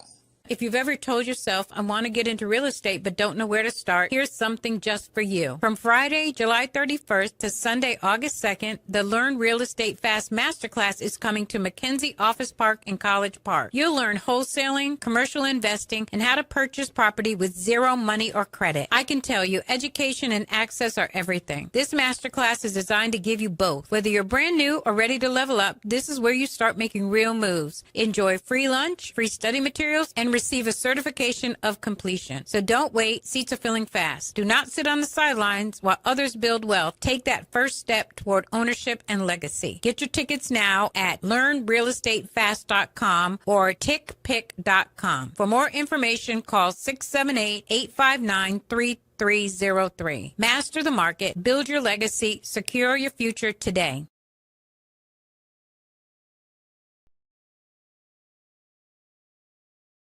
For over 30 years, HBCU Image has been more than just an apparel store. We've been a movement, a statement, a legacy. We celebrate the pride, the purpose, and the culture that make historically black colleges and universities legendary. Whether you're a student or a lifelong supporter, our gear lets you wear your HBCU story with confidence and style. Because when you wear HBCU Image, you're not just wearing clothes. You're wearing culture. You're wearing pride. You're wearing purpose. HBCU. This is Brian Fulford. A.D. Drew and I are co-hosts of the BCSN Sports Wrap. We talk about all things related to HBCU athletics. From the games, teams, coaches, and fan interest stories, we cover it all. You can find our shows on Facebook at BCSN Sports Wrap, YouTube at MyJBN Online, and everywhere you listen to podcasts like Anchor, Spotify, Google, and Apple Podcasts. You can also find the show on the Jericho Broadcast Network's app. Make sure to download. We look forward to you joining the conversation and being a part of the show.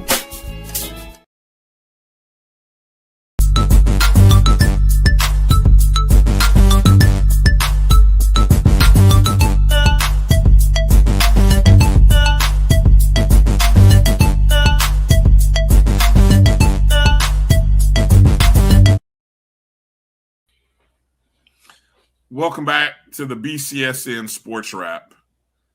Alongside A.D. Drew and Bryan Fulford. Can I put out one more Father's Day thing before we get into this top 10? Yeah, that'll give me time to do something here. Go ahead. What you got? I was just thinking, Father's Day sucks with the gift that you get as a father. If you even get a gift. Brian, when you think about it, the 3 holidays that men tend to get gifts with families. Christmas, you get draws. Your birthday, you get socks. And for Father's Day, you get a tie. Or something along those lines. But, and let me not come home with a bouquet of roses for Mother's Day. 2 bouquets of roses. One for my mother, one for my wife. Or your girlfriend. Or your baby mama. Jeez. I'm just saying, man. Or your daughters. That's 4 that's 4 or 5 bouquets of roses. Handshake and a smile. I mean, can I at least get a hand drawn picture or something? Can I get something besides a text message? Yeah. Hey, again, I mentioned in the last break that the NBA draft is coming up Tuesday. Of course, the draft signaling the start of the new season. And of course, we just finished the end of the last season. And one of the biggest things happening,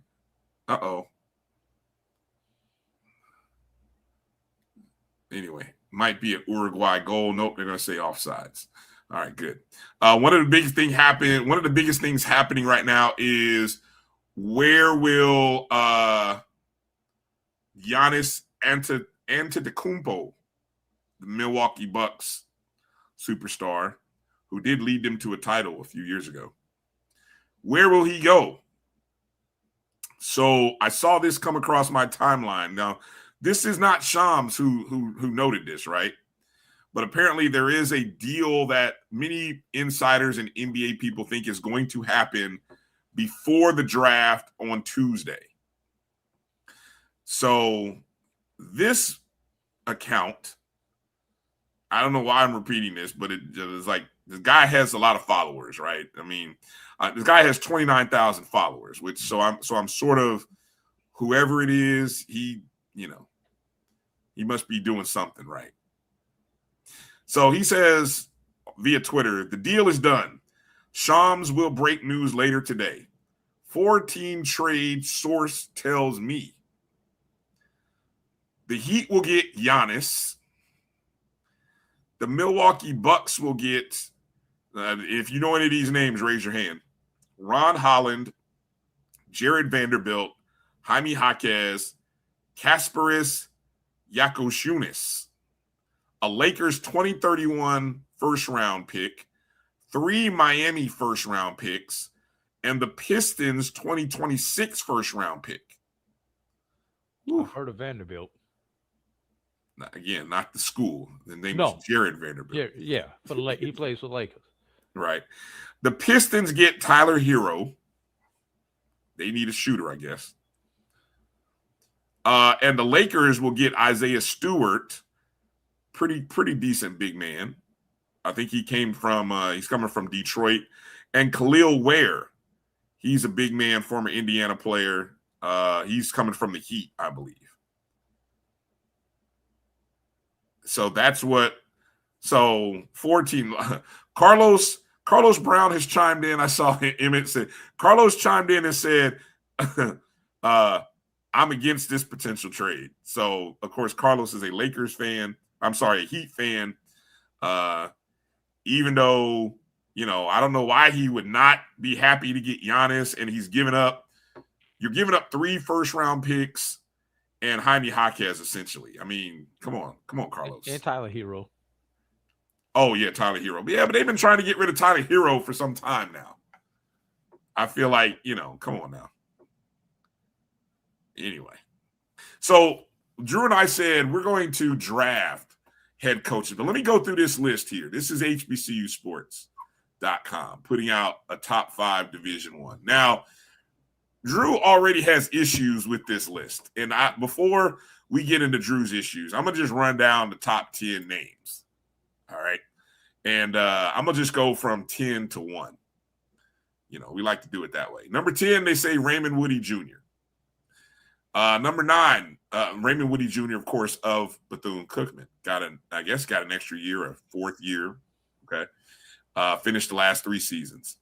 Number 9, Mickey Joseph of Grambling. He too got another year or 2, I guess.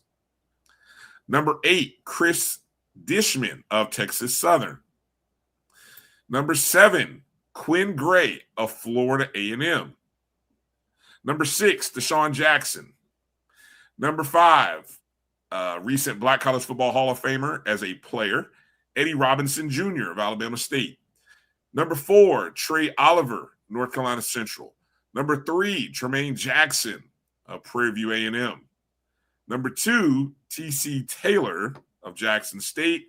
And number 1, Chennis Berry. That is their that's Kendrick Marshall of HBCU Sports. That's their top 10 best HBCU coaches in the FCS. They say resume matters. Recent success matters. So does the ability to build a program. Drew, you had some issues with that list. Who are the best 10 Division I HBCU head coaches? Where's Marshall Falk? No. Just see, you went there. No, Christopher Duke said that. He said, "Where's Marshall Falk?" I'm just saying. I have one issue with one name on this list, and it's definitely no disrespect to this man or to his resume. It is just, I don't think he should appear on this list yet. And that is number 7, Quinn Gray. Why do I say Quinn Gray should not appear on this list? Brian, there's a reason why you don't have a preseason freshman of the year when you vote on awards. There's a reason why you don't have a preseason newcomer of the year when you vote on awards. You know why, Brian? Probably because they haven't done anything in that conference or league yet. Exactly. They have no history. Okay.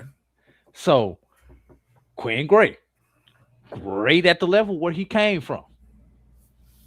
But he has zero history as a head coach at the Division I level. That's why I do not put him on this list this year. Next year, no problem with it, assuming that he has a successful season at Florida A&M. But this year, he cannot be on this preseason list when he is yet to coach a game on the Division I level.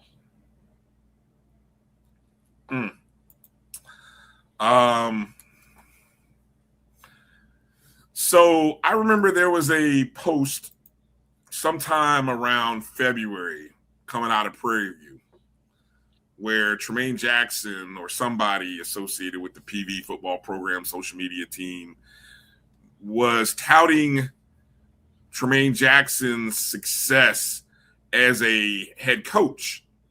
Obviously, he had some success at Valdosta State. And then he had a good year at Prairie View, 10-win season.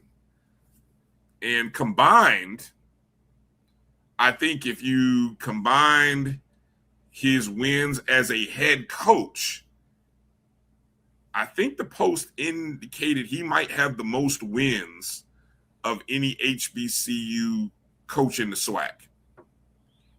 I think that's where the post. Don't jump on me, folks, about that. I know T.C. Taylor's out there, and I know, but I think that might have been where the post was going.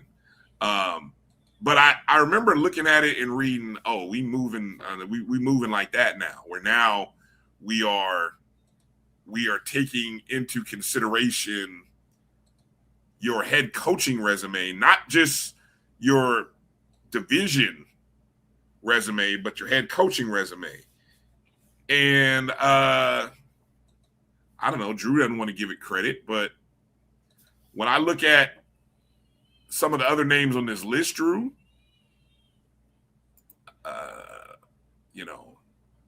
Deshaun Jackson, number 6.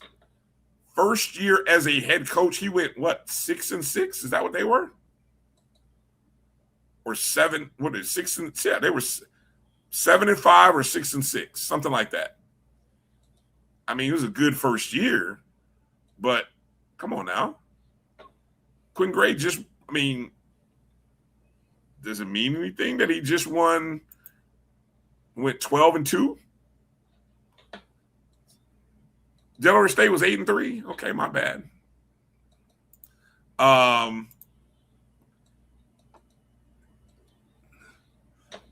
Raymond Woody, 11-24 overall at Bethune. Quinn Gray had more wins in one season as a head coach than Raymond Woody in 3 seasons at Bethune. And that was Quinn Gray's 3rd year at Albany State. So,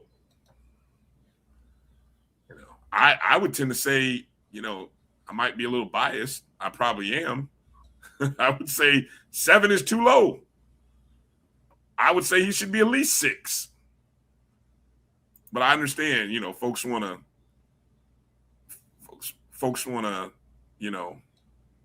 give Deshaun Jackson a lot of love and credit. Steve said 10 is too many. You gotta come out with a top 10. I mean, look, that's the one thing I like about our top 5 polls. It takes away the need to want to do extra, because sometimes trying to find 9 and 10 is like, really? Is there a 9 and 10?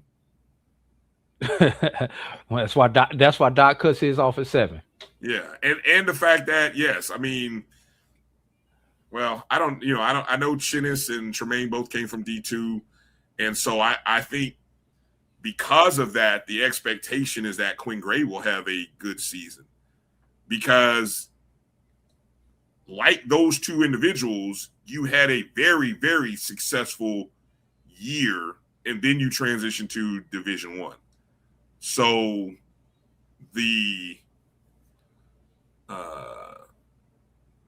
proof, or let's say the trend, if you're someone who likes trends, the trend would tell you that there's a strong likelihood that he could have success. But okay.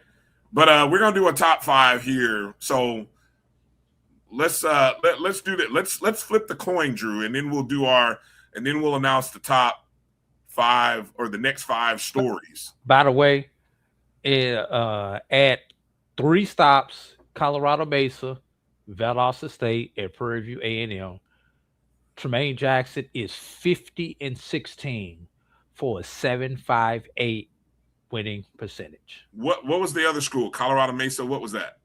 Both of those were D2s. Colorado Mesa, Valdosta State were D2. Okay.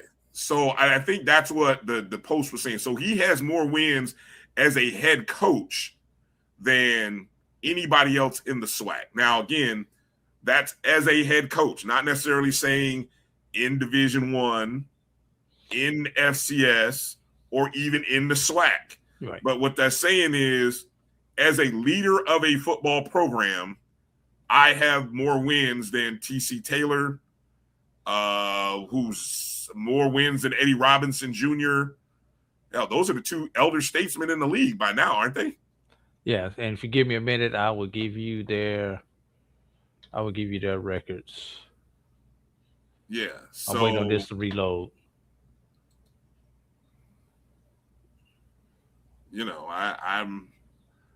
I'm fascinated by I do think I'm someone who buys into the being a leader translates from one program to the next, especially if you do it the right way. And if winning is hard, winning championships are hard. The journey that these coaches go through are hard. And it goes to show that when you can do it at 3 different stops, there's a method that works. TC Taylor over 3 seasons is 28-9 for a 7.57 win percentage. So the win percentage is very similar. Okay.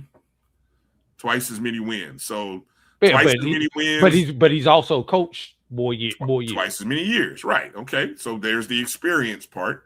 And Right. then Eddie Robinson Jr. Give me a second. I will. Who, as Israel so conveniently points out, he's the elder in the SWAC with no titles. So Eddie Robinson Jr., who has been a head coach, I think about the same number of years that Jackson has. One more than TC Taylor.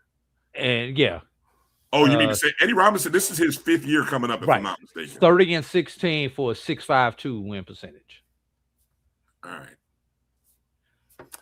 Well, let me keep going since we doing this. Well, who else is there? Is there? We got Trey Oliver out there.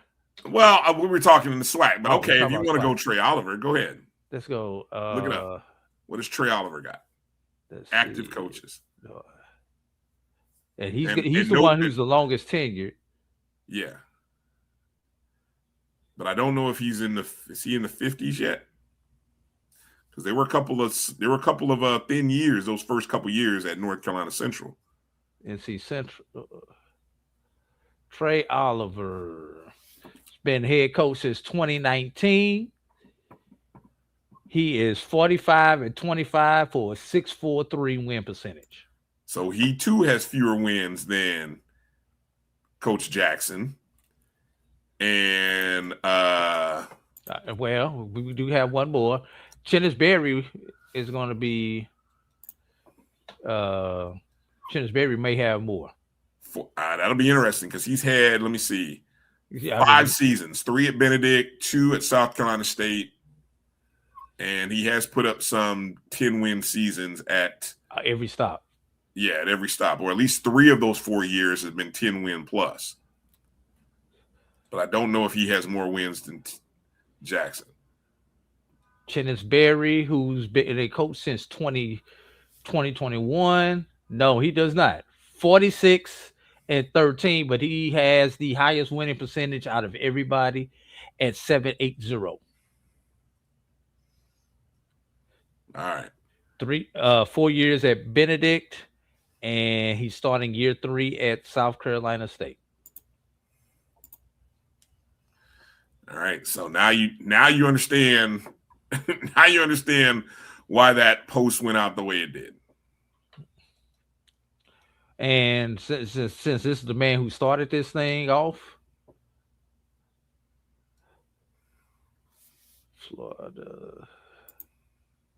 Florida A&M. Let's see. Quinn Gray starting he's had 3 seasons at Albany State. All those previously at Albany State. 24-11 for a 6.86 win percentage. While you're there, do a quick little look up for Dr. Alvin Parker. Oh, that's a good one. Virginia Union. All right. And let me see. Who's the other coach? Dr. Henry Frazier. Henry Frazier, and don't forget Fayetteville State also. Oh yeah, Fayetteville State's coach. Virginia Union. But see, now we start getting into Division II, and I think that's why. I think when you start, I want to keep this into the world of Division I. Man, when you draft the best out of everybody. Wait a minute. Okay, so see, that's what we need to decide. Are we drafting either division, or are we sticking to Division I? Look, when they go to the NFL draft, even though they don't draft us, we don't say they can't draft from Division II or FCS. Dr. Alvin Parker, head coach since 2018, 59-20. 7.47 winning percentage. Okay. see. But all his years have come at Union. Division II Virginia Union. Every year at Union, they be pull up Dr. Frazier.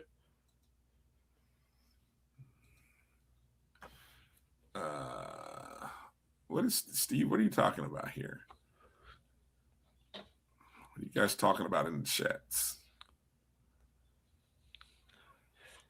Henry Frazier has coached more places than anybody. Bowie State from 99 to 04. Prairie View from 04 to 11. Central from 11 to 14. And then at Virginia State from 22 to 27. Overall in his career, he is 98 and 89 for a 5.24 win percentage. But at State, Virginia State, he is 27 and 14 for a 6.59 win percentage in his 4 seasons at Virginia State. And one more. Richard Hayes Jr. at Fayetteville State. That's what I'm doing. I'll tell you the overall. If you pull up 2025, add it to this because their website there's a nice little. No, I'm pulling straight from the NCAA. Excuse me. Okay. Yeah, I'm going straight to the NCAA for the official records. Okay, we're gonna have to. I'm gonna once we get the parameters here. We may have to table this for a week. We're drafting next week, Drew. I'm telling you now. When we announce the top 5, we're drafting. We're just setting the parameters here on this week's show.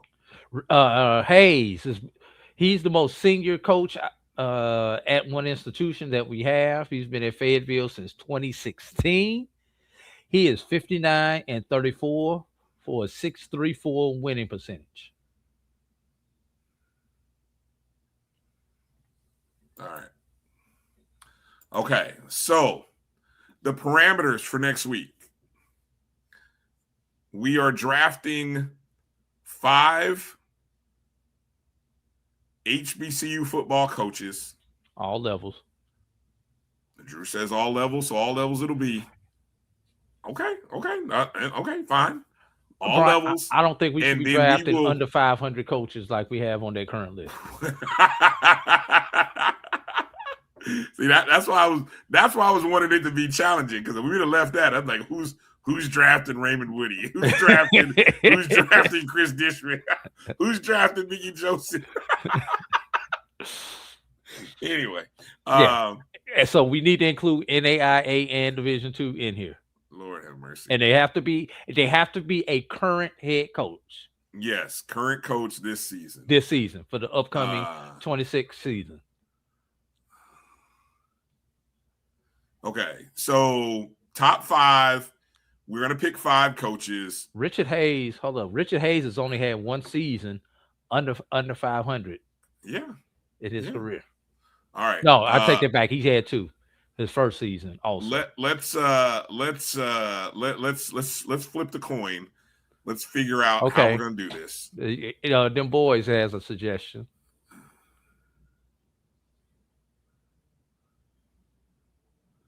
Draft them with the expectation of leading an FBS team. I don't follow. You mean FCS? Yes, he probably meant FCS. Yeah. But I mean, the record that is going to count, I'm not doing it. That's Drew that's minimizing. No, I wasn't minimizing it. I was just saying the list, the way they presented that list, that was the problem I have with the list. I am not minimizing what Quinn Gray or any of those other coaches have done, but just presenting that list as top FCS coaches, I didn't think Quinn Gray qualified because he hadn't coached the FCS game yet. That's all I was saying with that list. Okay. There's nothing against Quinn Gray. Quinn's a fellow Rattler. We had many conversations. I wouldn't call us best friends, but we are, it's respect between us. Okay. All right. Fair enough. All right. So let's go, Drew. Let's flip the coin. Let's go. This is what I'm gonna do since I can't quite flip and get it on camera, Brian. I'm going to spin this coin on my desk and see where it lands. Hold on. All I want to say is, if you are not on FS1 watching the end of Cape Verde, Uruguay, you are missing some. Now look, I don't know if that's flop. Who just said they're flopping? Somebody in the chat said the flopping is epic. Blue Jacket. I don't know if it's flopping or guys are just beating the S out of each other right now. But I mean, it is bodies hitting the ground. They're hitting the side electric paneling. I mean, bodies are everywhere. But anyway, they're in the stoppage time now. There's about maybe 5 to 6 extra minutes left. It's 2-2. I got Cape Verde to win plus 800. So if you want to root with your boy, you can root along with me. We're trying to get a win here for Cape Verde. All right. Oh my God. How many shots near the box or in the box can you get? Oh shit. Uruguay's on a move. Wow. What drama? What drama? Are you guys watching this? This is drama. This is playing Let's out get down this coin in flip South Florida. boy. All right. Are we doing the coin flip? Wait, Okay, we got the camera. Okay, here we go. Head. Okay. I think I'm just spin it. That's good. Hold on. Heads is what? That's good. You're good right there. You're good right there. I'm trying. Okay. That's the head. Heads. Yep. Heads. That's tails. the tail. Okay. Do I get a call or do you? You call it since I'm gonna be spinning it. So I'm You're gonna let spinning. you call. Okay. Go. You gotta call it first. Oh, tails. Tails. All right, here we Tails go. never fails. Oh, that's a good spin. And it spun off the desk. Okay, spin again. That's too good of a spin. I'm spinning it too. Lord have mercy. Because you got me on camera. Oh, I've been practicing this during the break. Now you can't do it. Now I can't do it. Oh my God. There we go. That's good. Okay, here we go. Tails it is. Tails it is. Tails it is. Yeah, baby. All right. So the question is, do I get it? Do I have to go first or can I opt to go second? And you can go either way. All right. I'll take the number 1 pick. That's you gonna take the number 1 pick? I'll take the number 1 pick. You know what this is like, right, Brian? It's like a normal draft. Yeah, Everybody so knows who's the number 1 pick. Yes. You get picks 2 and 3. So I get 1.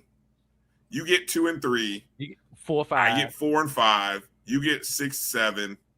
I get 8, 9. You get 10. Okay.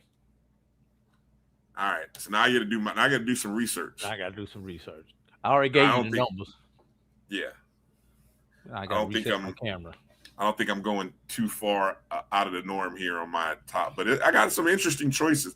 You guys in the chats, who would you draft with the number 1 pick?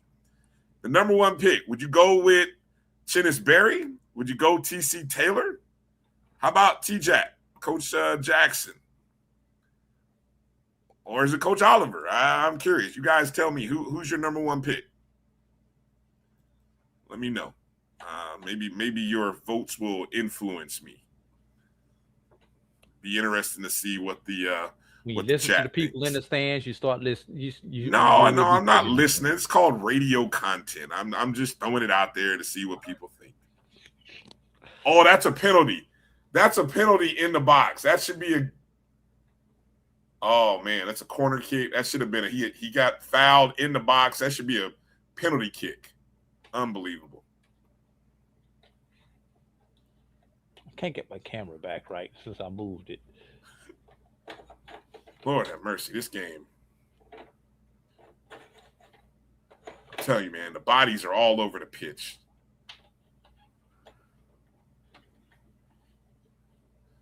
Unbelievable play. Wow. Okay. Let me see. Everyone seems to. Somebody said Coach Jackson. I see Barry, Jackson. Okay.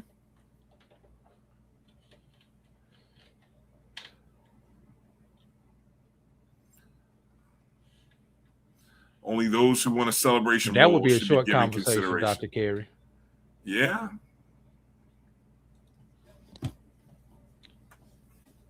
Interesting. Okay. Heck, we've only got what? 3 active coaches with Celebration Bowl victories? Yeah, Taylor, Chinnisberry has Trey Oliver. Chinnisberry, Trey Oliver, and TC Taylor. Yeah, those are the only active coaches with Celebration Bowl victories. One other has an appearance in Tremaine Jackson. Right.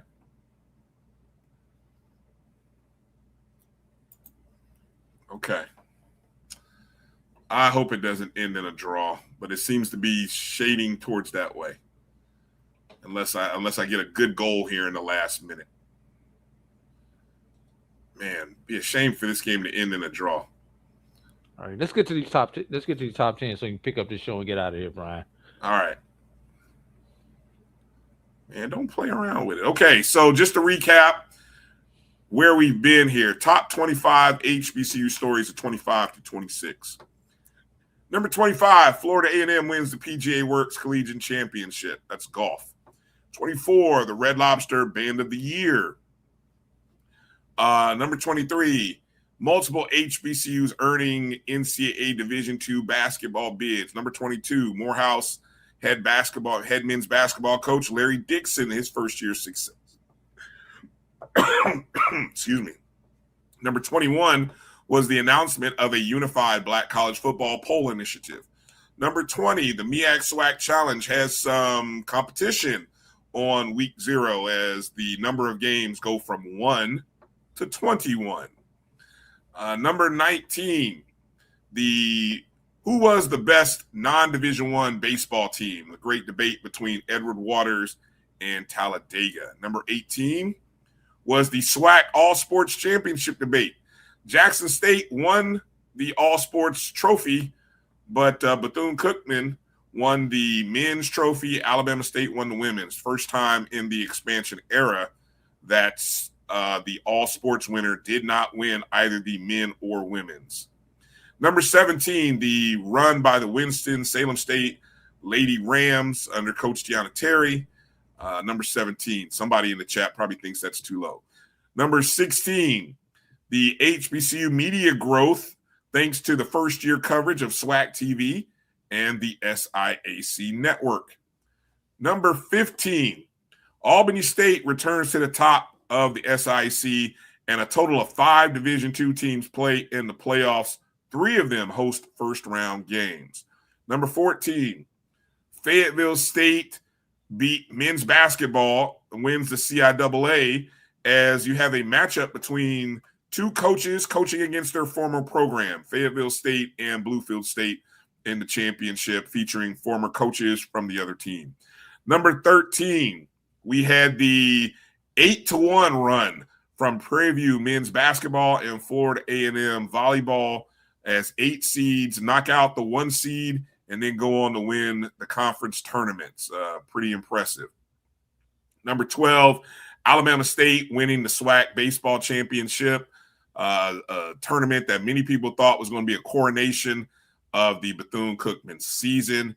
And then number 11 was the exodus of 3 SWAC basketball coaches who left to be assistant coaches at Power 5 or Power 4 conferences. Brian, before you get into this top 10, make sure you pay attention to the notes. Dr. Cavill is giving you all the notes for the test because he's giving you all the data research that you need to get you started for your test next week. You talking about me? Because he's already given his top 5, his honorable mentions, and what they have done. Brian, you need to copy the notes off of the board. All right, I got the live chat replay on, so I'm gonna have to go back into the comments here in this at this timestamp, and I appreciate you, Doc. Thank you. Thank you, Doc. Started about the 150 timestamp. 150 timestamp. All right. Yeah, thank Doc, you, Doc. Doc been going at it. I've just been watching them pop up. I'm like, yeah, okay. Appreciate it, Doc. Man. Good job. Yeah, appreciate it, Doc. Appreciate it. Final score. We have a draw between Uruguay and Cape Verde, 2-2. and 1 Cape point Verde, each. 2 consecutive draws, man. And this is their first year in the World Cup. 2 consecutive draws. Man, that's pretty impressive for the little nation that nobody really knew about prior to the World Cup. So strong showing. Okay, our story number 10. And if I got it up, yep. Story number 10 is the legacy and impact of Charlie Neal, who had passed away about a month ago now. Yeah, they just had his memorial 2 weeks ago. Okay. Yeah. Charlie Neal, of course, was the iconic voice of BET Sports, BET Black College Football. Many of us grew up on in the 90s listening to the voice of Charlie Neal. Many of us who are in broadcasting right now, especially Black college sports, looked to Charlie Ward as sort of that. Charlie Neal, you said Charlie. I'm sorry, Charlie Neal, as one of those iconic voices of sports and of HBCU sports, and very similar to other iconic individuals that were broadcasting college football in the 80s and 90s. Neal's name ranks right up there with many of them, and at least it should be thought of in the same point. Had decades telling HBCU stories with very few national outlets were interested. I think that was kind of fascinating. Of course, BET was the platform, and I know later he worked with some other national networks. Who was it that he worked with? CNN, TNT, ESPN. Mm-hmm. Yeah. But before he was widely recognized as the first national Black play-by-play voice. I don't think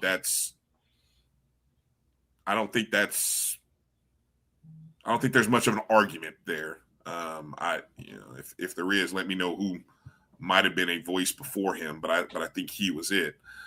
He was that person. He later, obviously, partnered. I think he did some work with ESPN as well later on, and I think he eventually did some things. Most recently, he was a part of the HBCU Go team as they introduced themselves into the Black college football, Black college sports, basketball world.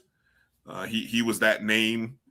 They were that name that kind of introduced themselves into that marketplace, and he was that voice. He was their main broadcaster. So I think his legacy is cemented. And I think one of the questions, Drew, that we can ask, and I ask you,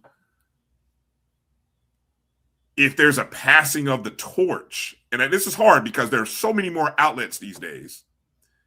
If there's a passing of the torch from Charlie Neal, who's it being passed to?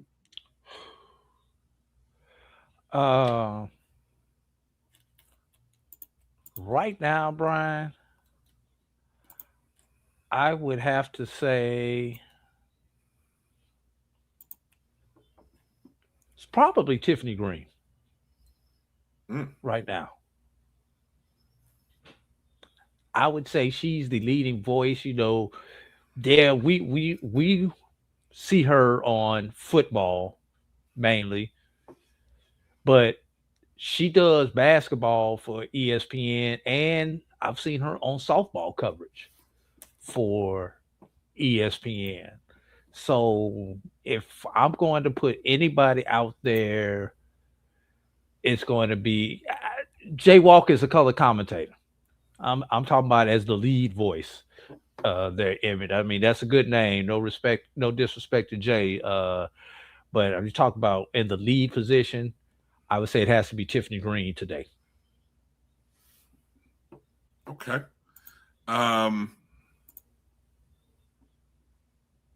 Obviously, HBCU sports media is stronger now than when we only had one outlet.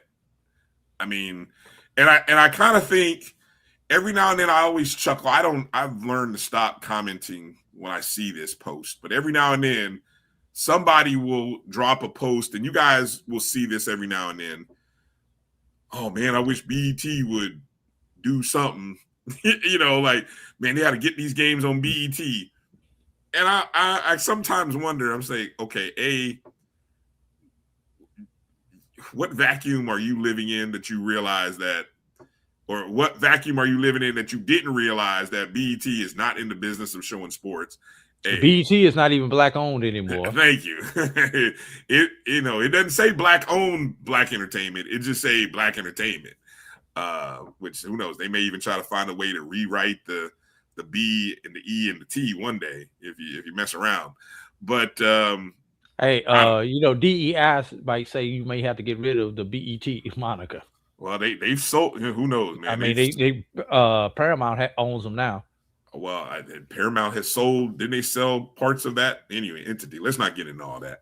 But anyway, I thought that was appropriate. That was one of the top stories because, and I will say, being someone who had the pleasure of meeting Charlie Neal at SWAC Football Media Days, it really was an honor being able to shake hands and listen and be able to just talk to for a few minutes.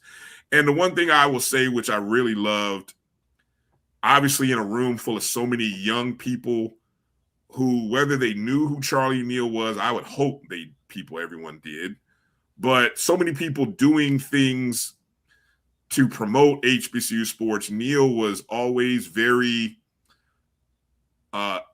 appreciative of the work that so many people were doing when it was just him and his voice and that company and that group.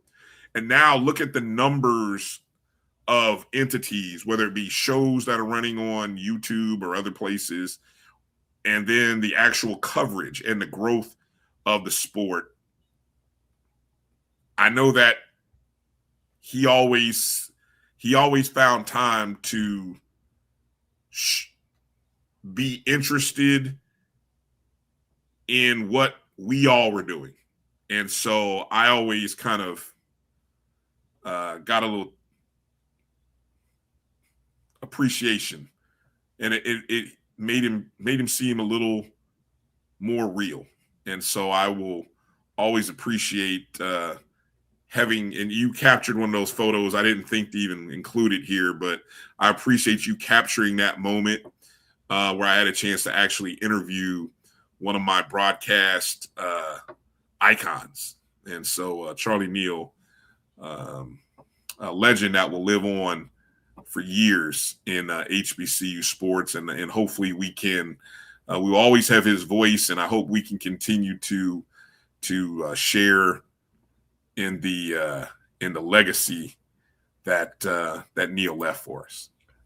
Before we get off of this, a couple things I will say and add to that, Ryan, is back in the 80s into the early 90s when BET was primarily the only outlet that we had for, yes, he is the godfather of HBCU sports. For HBCU sports, though, when as a HBCU student athlete, Charlie Neal on your game gave your game legitimacy. Mm-hmm. Yep, and he made back then, he made a lot of pros back during that time by giving you that legitimacy of him being on the broadcast and him talking you up on that broadcast. Charlie Neal helped make a lot of pros in football and in basketball. That's number one. And number two, Brian, we would not be here doing what we do on this podcast or anybody else doing them on these podcasts without the groundwork laid by people such as Charlie Neal. Well said. All right, story number 9. Howard University,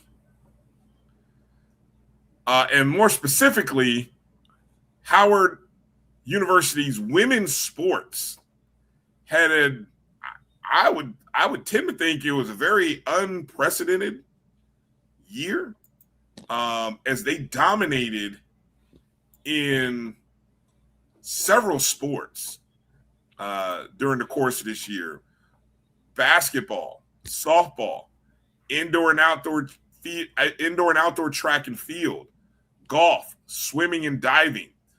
5 different coaches won Coach of the Year this past year.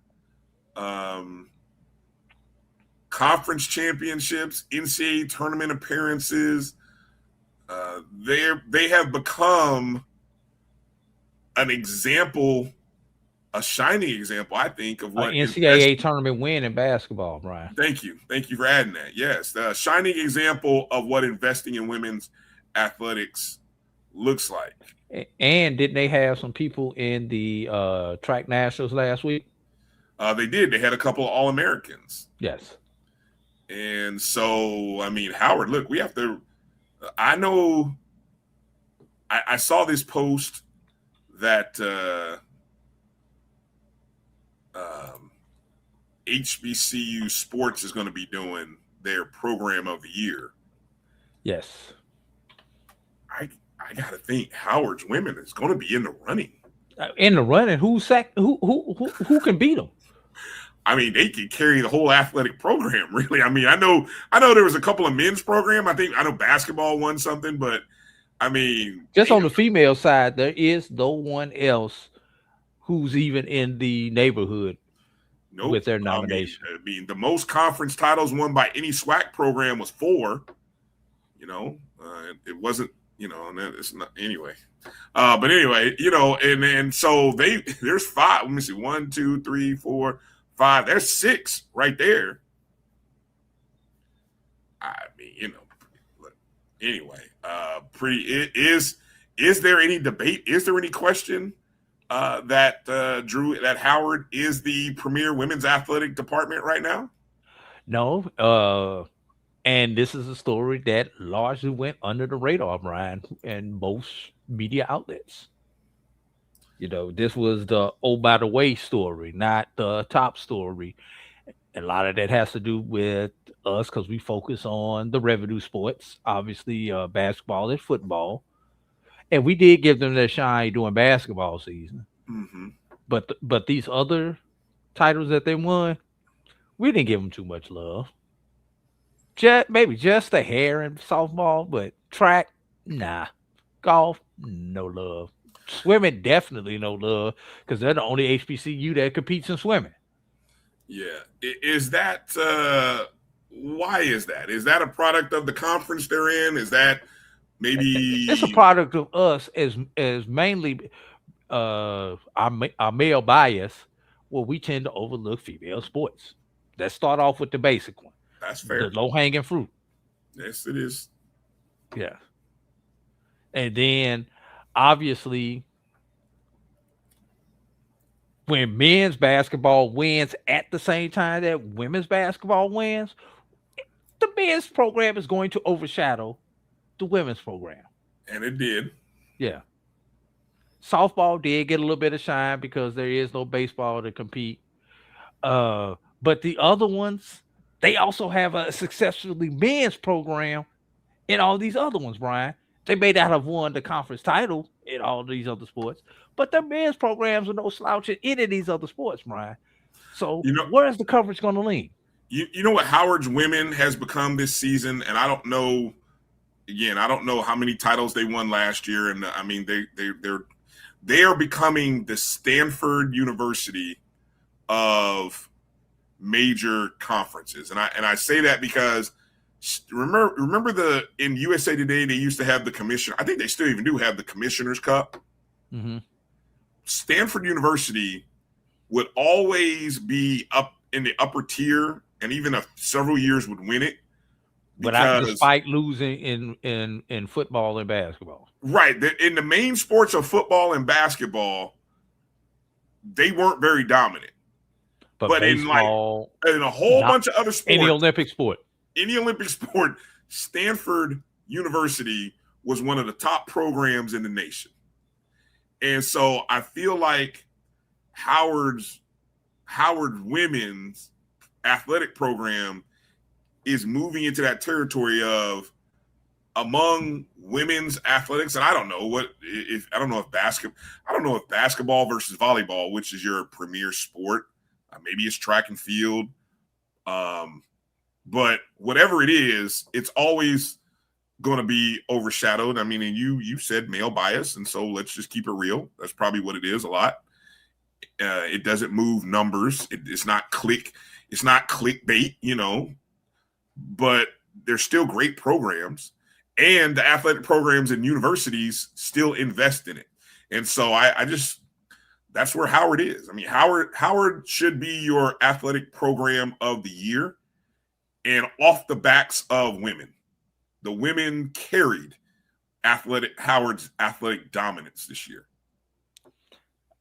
And there's really not too much more to nope. to add to that, Brian, except I hope that the athletic department and the alumni and the boosters and everybody else invest in these women programs so they can continue their dominance. Right. That's story number 9. Story number 8 should be one that's a little dear to A.D. Drew's heart. Another one that went under the radar. Morehouse Track's Triple Crown.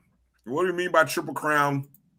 We mean the Triple Crown of Morehouse winning in cross country, indoor track and field, and outdoor track and field championships in the same academic year in the SIAC. And then head coach Willie Hill winning his 51st SIAC championship, which would have come on the outdoor. The 50th would have been the indoor championships. Correct. The 51st would have been the outdoor championships. And let me stop right there, Brian. And those who are looking at the screen, Coach Willie Hill is the one about in the second row behind the SIAC champions on the picture on the right with the bucket hat on. Just so you know who Coach Willie Hill is. Well, we should have, if I'd have known you, we should have had a good picture of Coach Hill. But yeah, if you don't know who Coach Hill is, yeah. So Drew, as we think about now, again, I think it's kind of interesting. Somebody may say, oh, how does an Olympic sport make the top 10? Well, I think what we're showing you or telling you here is that the dominance on the track is what the consistency and the dominance on the track is what should be celebrated here. Where does this Triple Crown rank? How often does it happen? Is it first time ever? Rare? First time ever. By Morehouse or by any SIAC program? Any SIAC institution, and I would challenge anybody. There you go. To give me another time where it has happened in the same academic year. In the SIAC or any school? HBCU. I really would challenge you. Yeah, that's interesting because there have been some in the SWAC. We've seen some programs win the indoor and outdoor. Obviously, FAMU did it. I know Alabama State's done it in the past. But then you said add the cross-country element to it. Correct.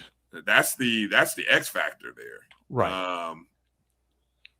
And this came after almost winning the Triple Crown last year, having won cross-country and indoor, but placing second in outdoor in the 2025 season. And Brian, and I don't know which one is the biggest story out of this, Brian.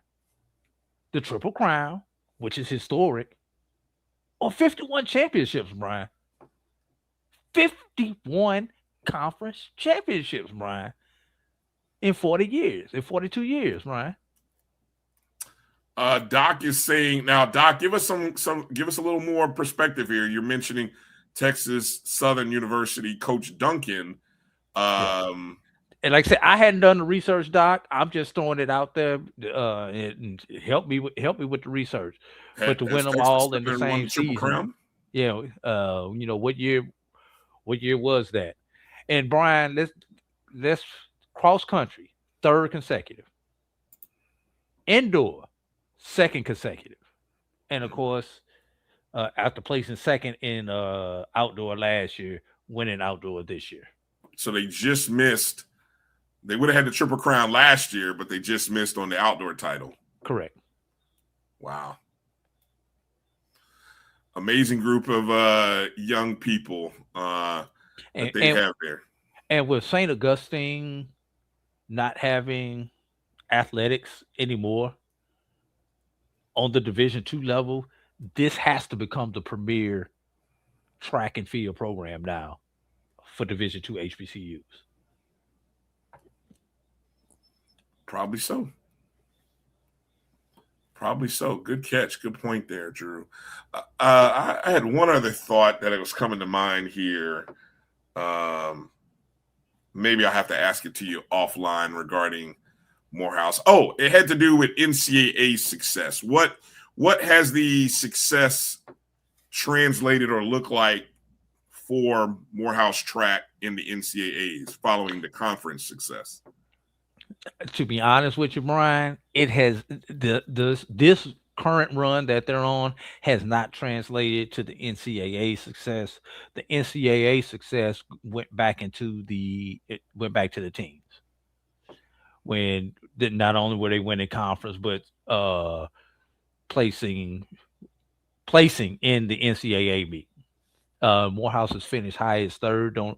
Don't ask me what year that was that they finished 3rd, but I know Morehouse's highest finish ever in the NCAAs was 3rd place. Okay. So, and I'm gonna throw one other thing. The picture on the right, which is the outdoor championship, Ryan. Mm-hmm. There were 2 basketball players who came off the basketball court to run track and took gold in the conference meet. Really? One of them in the 800. One guy ran the 800 and the 4x8, and another guy won the high jump. And that was after he won the long jump the previous year as a freshman, but because he was recovering from a knee injury, he didn't want a long jump this year. He just decided to high jump, and still won high jump and qualified for nationals. Coming off the basketball court, Brian. Wow. Well, congratulations to Coach Hill and Morehouse Track coming in as our number 8 story of the year. Number 7.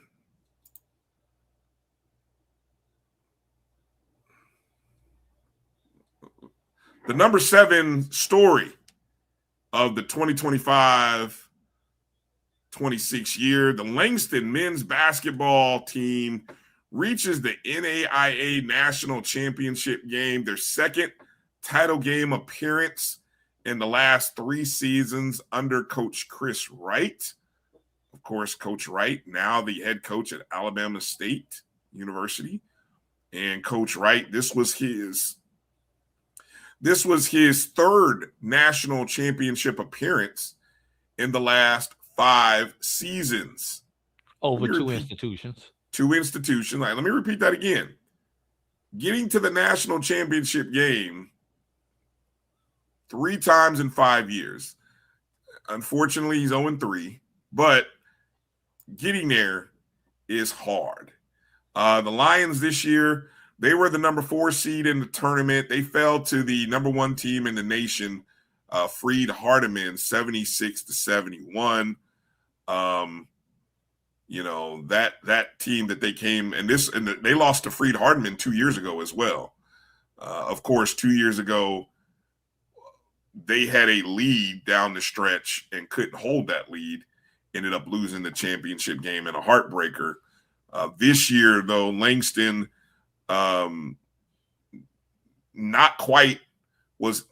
quite have a lead. And I mean, they played a close game. I think they were down in the second half and got close, but just couldn't overcome what Freed Hardeman was. Langston finished the season this year 29-8, 17-7 in conference play, and had really established themselves as one of the premier teams in NAIA.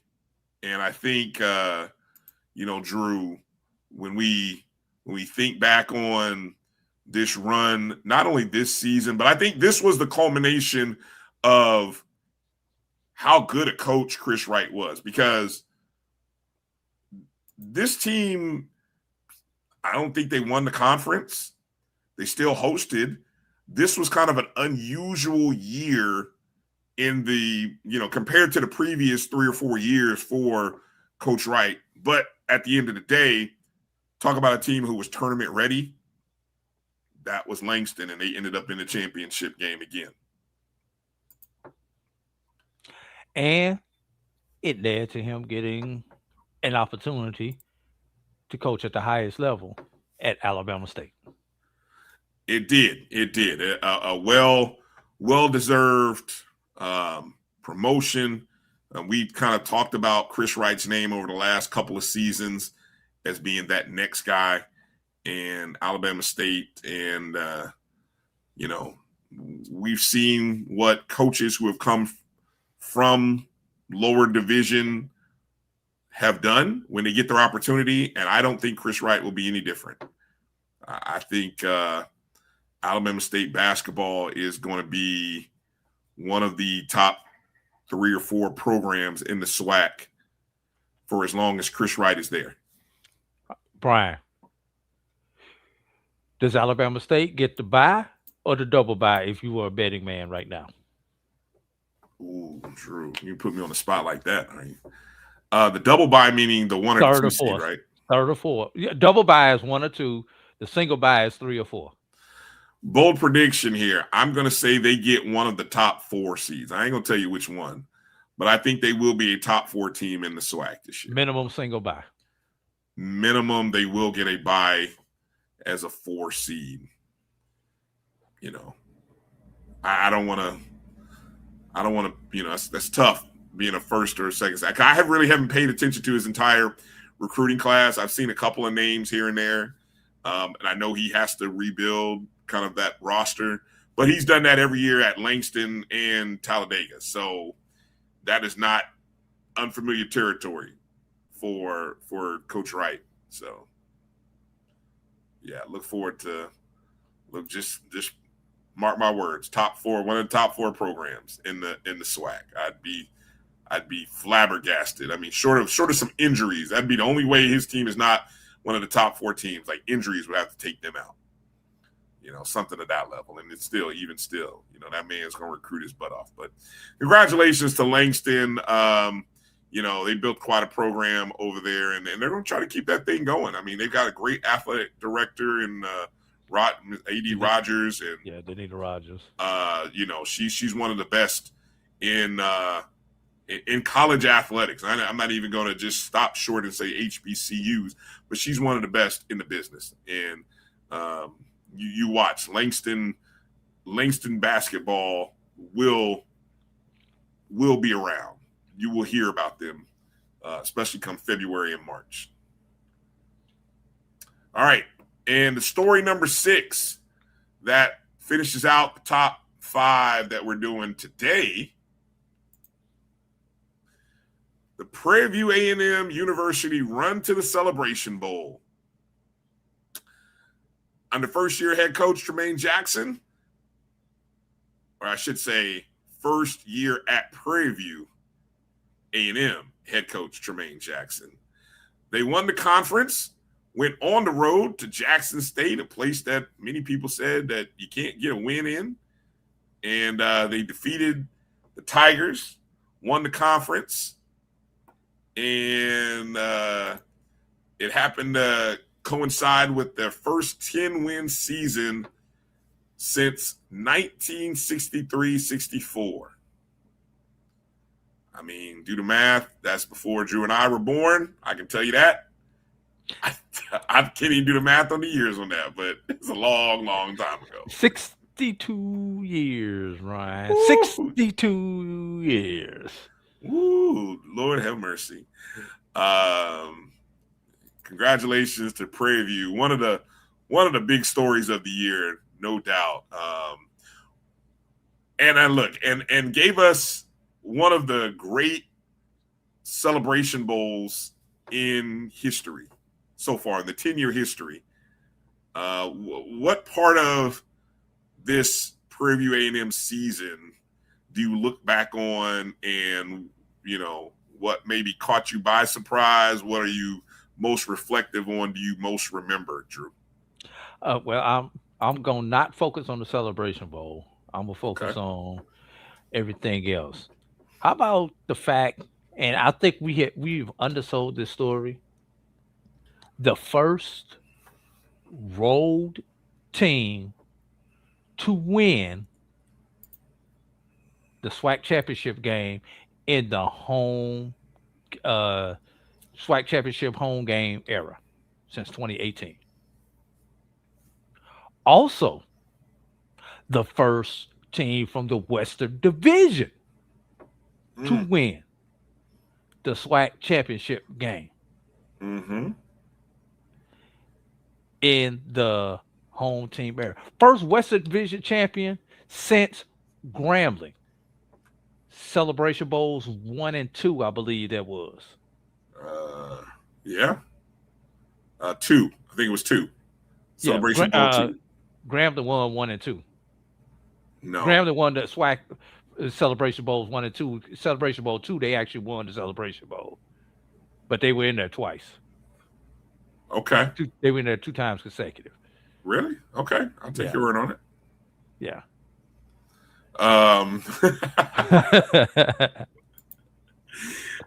Exactly. The historical teams in the Celebration era, right? Alcorn, and of course, when you think about the West, you think of Grambling and Southern and Prairie View. And I mean, again, at some point, you come back to this was the program that had the streak. Yeah. And when we think about athletic programs that had the best year, Prairie View will be in the conversation because they did it in the 2 primary revenue generating programs that most people put eyes on, football and basketball. Right? And so we'll look at football, and I think Drew, of all the things you talked about, I think it did 2 things. One, it cemented it put a stamp on Tremaine Jackson, because I know he had a lot of belief in himself, but there were a lot of people who wondered whether he could do it at Prairie View, but maybe not so much could he do it at Prairie View, but could he do it as fast as he did it? Right? And then I also think it gave a big boost up to Division II coaches who had a great deal of success. Like, if Chinnis Berry kind of made people sit up and say, I wonder if that's possible, Tremaine Jackson stamped it and said, yes, it is possible. And now you see guys like Quinn Gray getting an opportunity at Florida A&M.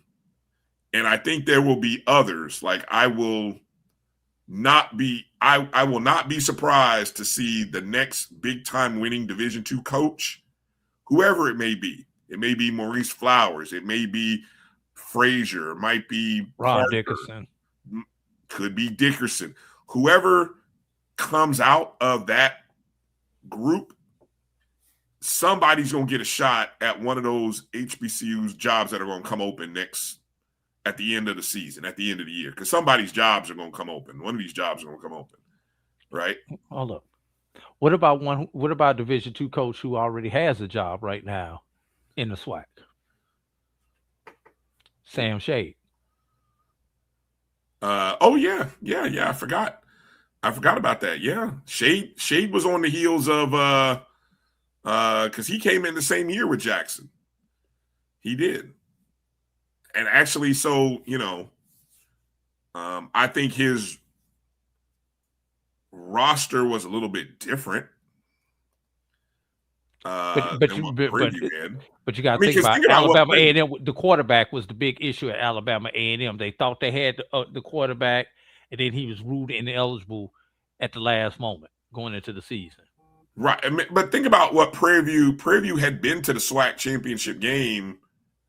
What, 2 previous times in the last 3 years? Lost to Jackson State, lost to FAMU. Yeah. So yes, from a program perspective, the Prairie View program had been there. So it means that talent was around and there. They just needed, they needed the right mix. They needed the right chef to come into the kitchen, I guess. I will say one thing, Brian. We know one former Division II coach who will not be participating in this year's Celebration Bowl. And that is Quinn Gray. Yes. Unfortunately, for reasons beyond his control. Yeah. He will not have an opportunity to do what these guys did. But that is that's story number 6. So just to recap again for you, our stories 10 through 6. Again, number 10 was the legacy and impact on HBCU sports media by Charlie Neal. Number 9 was the dominance of the Howard University women across sports, basketball, softball, indoor and outdoor track and field, golf, swimming and diving, coaches winning coach of the year. I mean, was there a more dominant program? You tell me.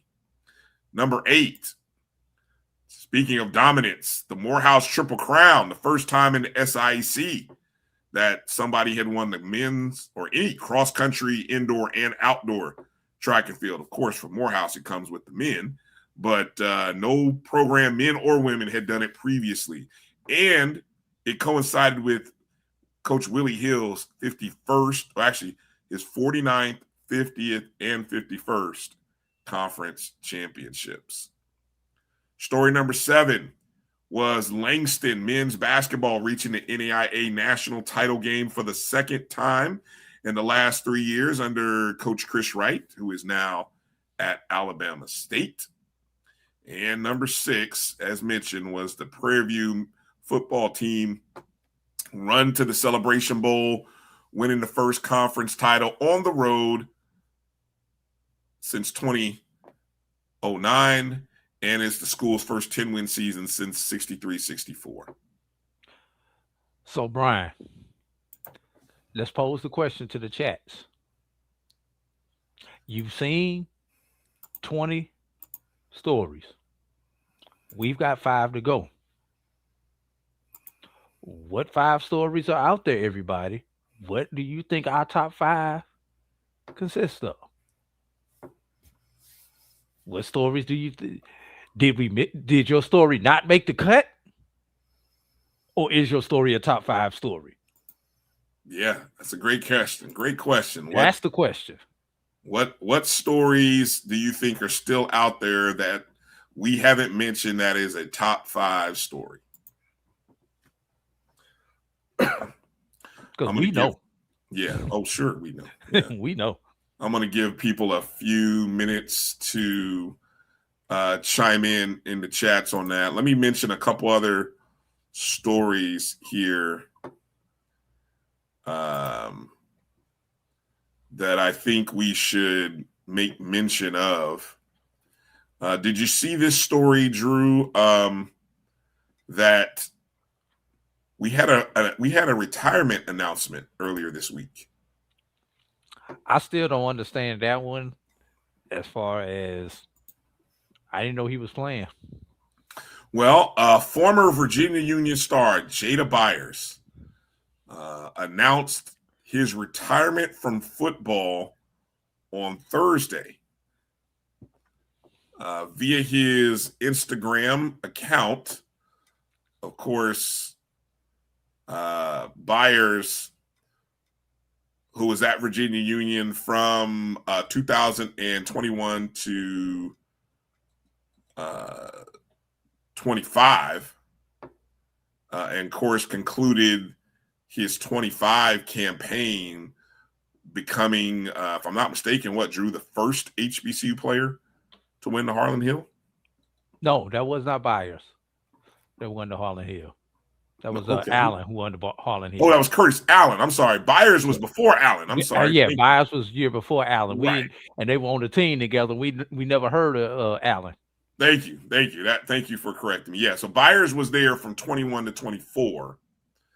Of course, Curtis Allen came after him. Yeah. Byers, he is the team's all-time leading rusher with 5,978 rushing yards and 71 rushing touchdowns. He won the first of his 2 CIAA Offensive Player of the Year awards in 2022 when he ran for a Division II high 1,920 yards and 19 touchdowns. Didn't win the Harlan Hill that year. We were very surprised by that. In 23, he managed 1,186 rushing yards and 16 touchdowns, where he also won the Player of the Year award that year. Byers said in his Instagram announcement, first and foremost, I just want to thank the man above for letting me play the game I loved since I was 5 years old. I played this game for 19 years, and it taught me so much about life and sacrifices. It also taught me when you're at the top, everyone's there with you. And when you're at the bottom, you're there by yourself. For all the young student athletes out there, don't stop chasing the dream. Go get what you earn, because no man deserves anything in life. They earn it. With that being said, I will be officially walking away from the game and hanging my cleats. #retirement. After a stellar performance at the 2025 HBCU Legacy Bowl, Byers signed with the Memphis Showboats of the UFL. This past year, though, he was playing in the Continental Football League for the Ohio Valley Ironmen, which, probably sounds a little semi-pro football, but I got a feeling at that point, he realized after 19, think about that. He said 19 years of playing football. And it's amazing that he talks about starting at the age of 5. So, might be something to that thought when people say they don't let their kids play football until they're in their teenage years. Who knows? Maybe just the wear and tear of playing tackle football just caught up to him, Drew. Probably did, man. But I'm joke, but no, it's no matter what age you are, whether you're 20, 12, 40, whatever, when it comes to an end, it's tough for an athlete to deal with. Yeah. So going back and cleaning up some of these comments, Brian. What you got? Let's see. Let's start off with this one.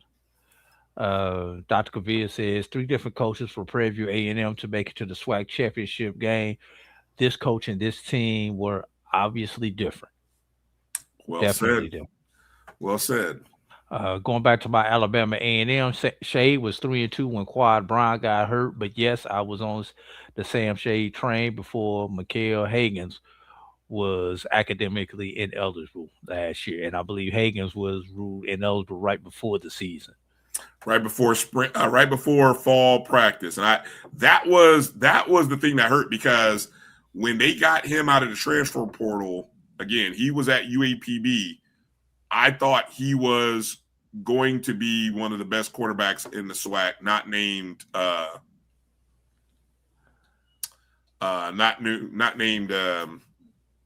can't Andrew Body. Andrew Body, thank you. I had the first name. I didn't want to give a wrong last name.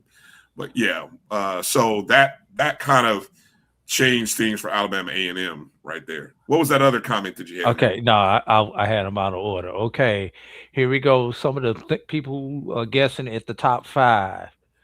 Did you mention Alabama State winning the SWAC baseball championship? That was story number 12, Emmett.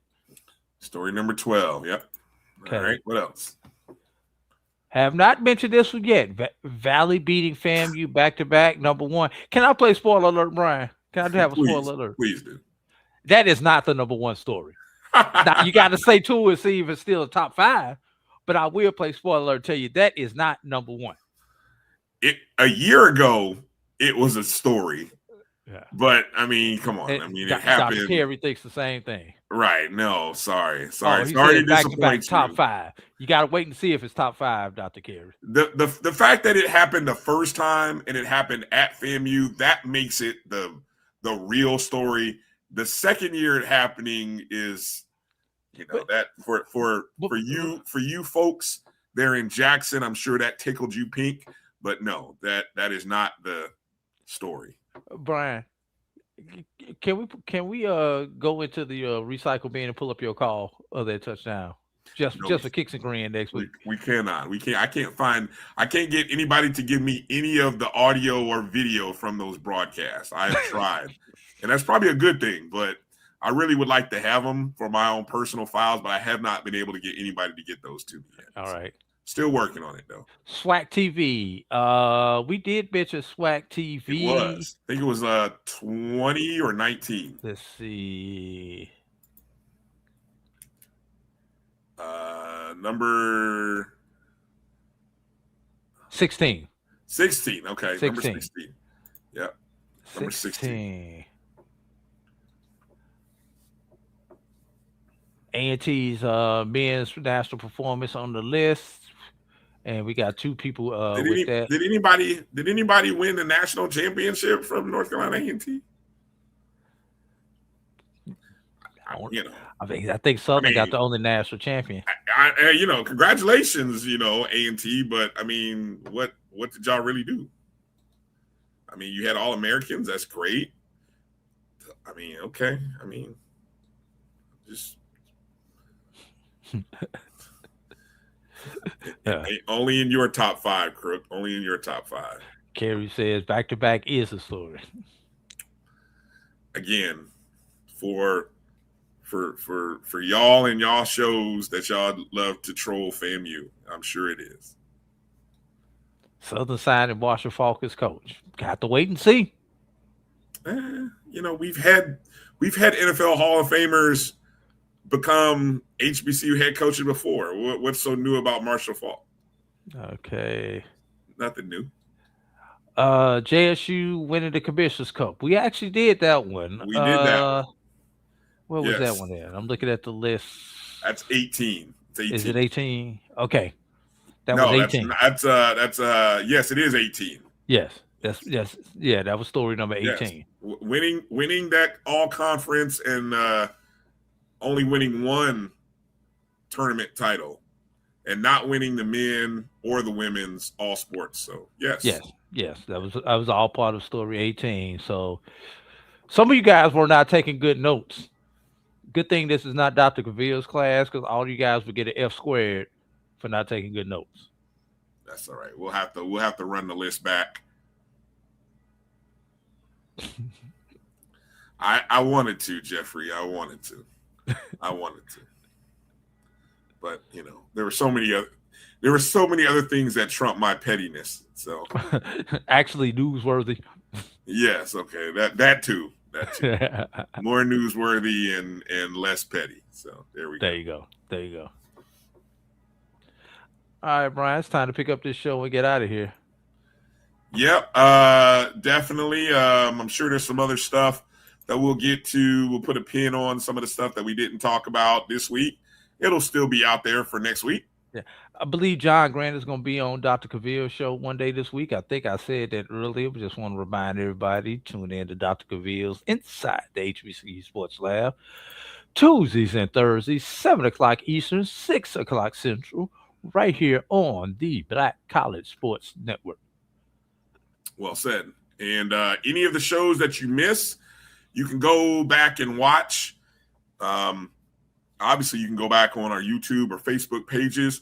But what I'd prefer you to do is to go to the BCSN Pod Zone on your favorite podcast platforms, whether that's Spotify, iHeartRadio, Amazon Music, Apple Podcasts. Go search BCSN Pod Zone. Be a subscriber. Download the show. I don't care if you listen to it. Honestly, you just download it. It helps us out. Even if you listen to it for 20 minutes, I'm sure some of you have long rides to work. Put us on 1.5x speed. We sound good sped up. But whatever you do, just download the show, subscribe, rate, review. It really helps the algorithms, as much as we like the thumbs up. And if you live in Houston, if you live in Atlanta, this will get you through traffic for at least a day and a half. Exactly. You can listen. You can stop. Orlando. Yeah, listen to part of a show. Miami. And come back later. All of the shows. The Carlos Brown show, which was on yesterday. Our show, Dr. Cavill's shows during the week. The ONG Strike Zone on Wednesdays. All of the shows that are part of the Black College Sports Network, you can catch on the BCSN Pod Zone. All right. Well, Drew, good show tonight, man. Thank you to everybody in the chats. Appreciate your interaction. Appreciate you guys. Hit the thumbs up and the like button on the way out the door. And if you want to donate to the show, you see the Cash App there. We really appreciate it. You can also leave a super chat if you're on the JBN, My JBN online YouTube page. You can do that as well. Or you can even join the JBN channel there on YouTube and support all the things that we do here on the Black College Sports Network. All right. That'll do it for AD Drew. I'm Brian Fulford. Thanks for watching the show tonight. Good night. God bless everybody. Have a great week. And keep watching that World Cup action as much as you can. All right. Have a light, everybody. All right. Well, holla. Wow.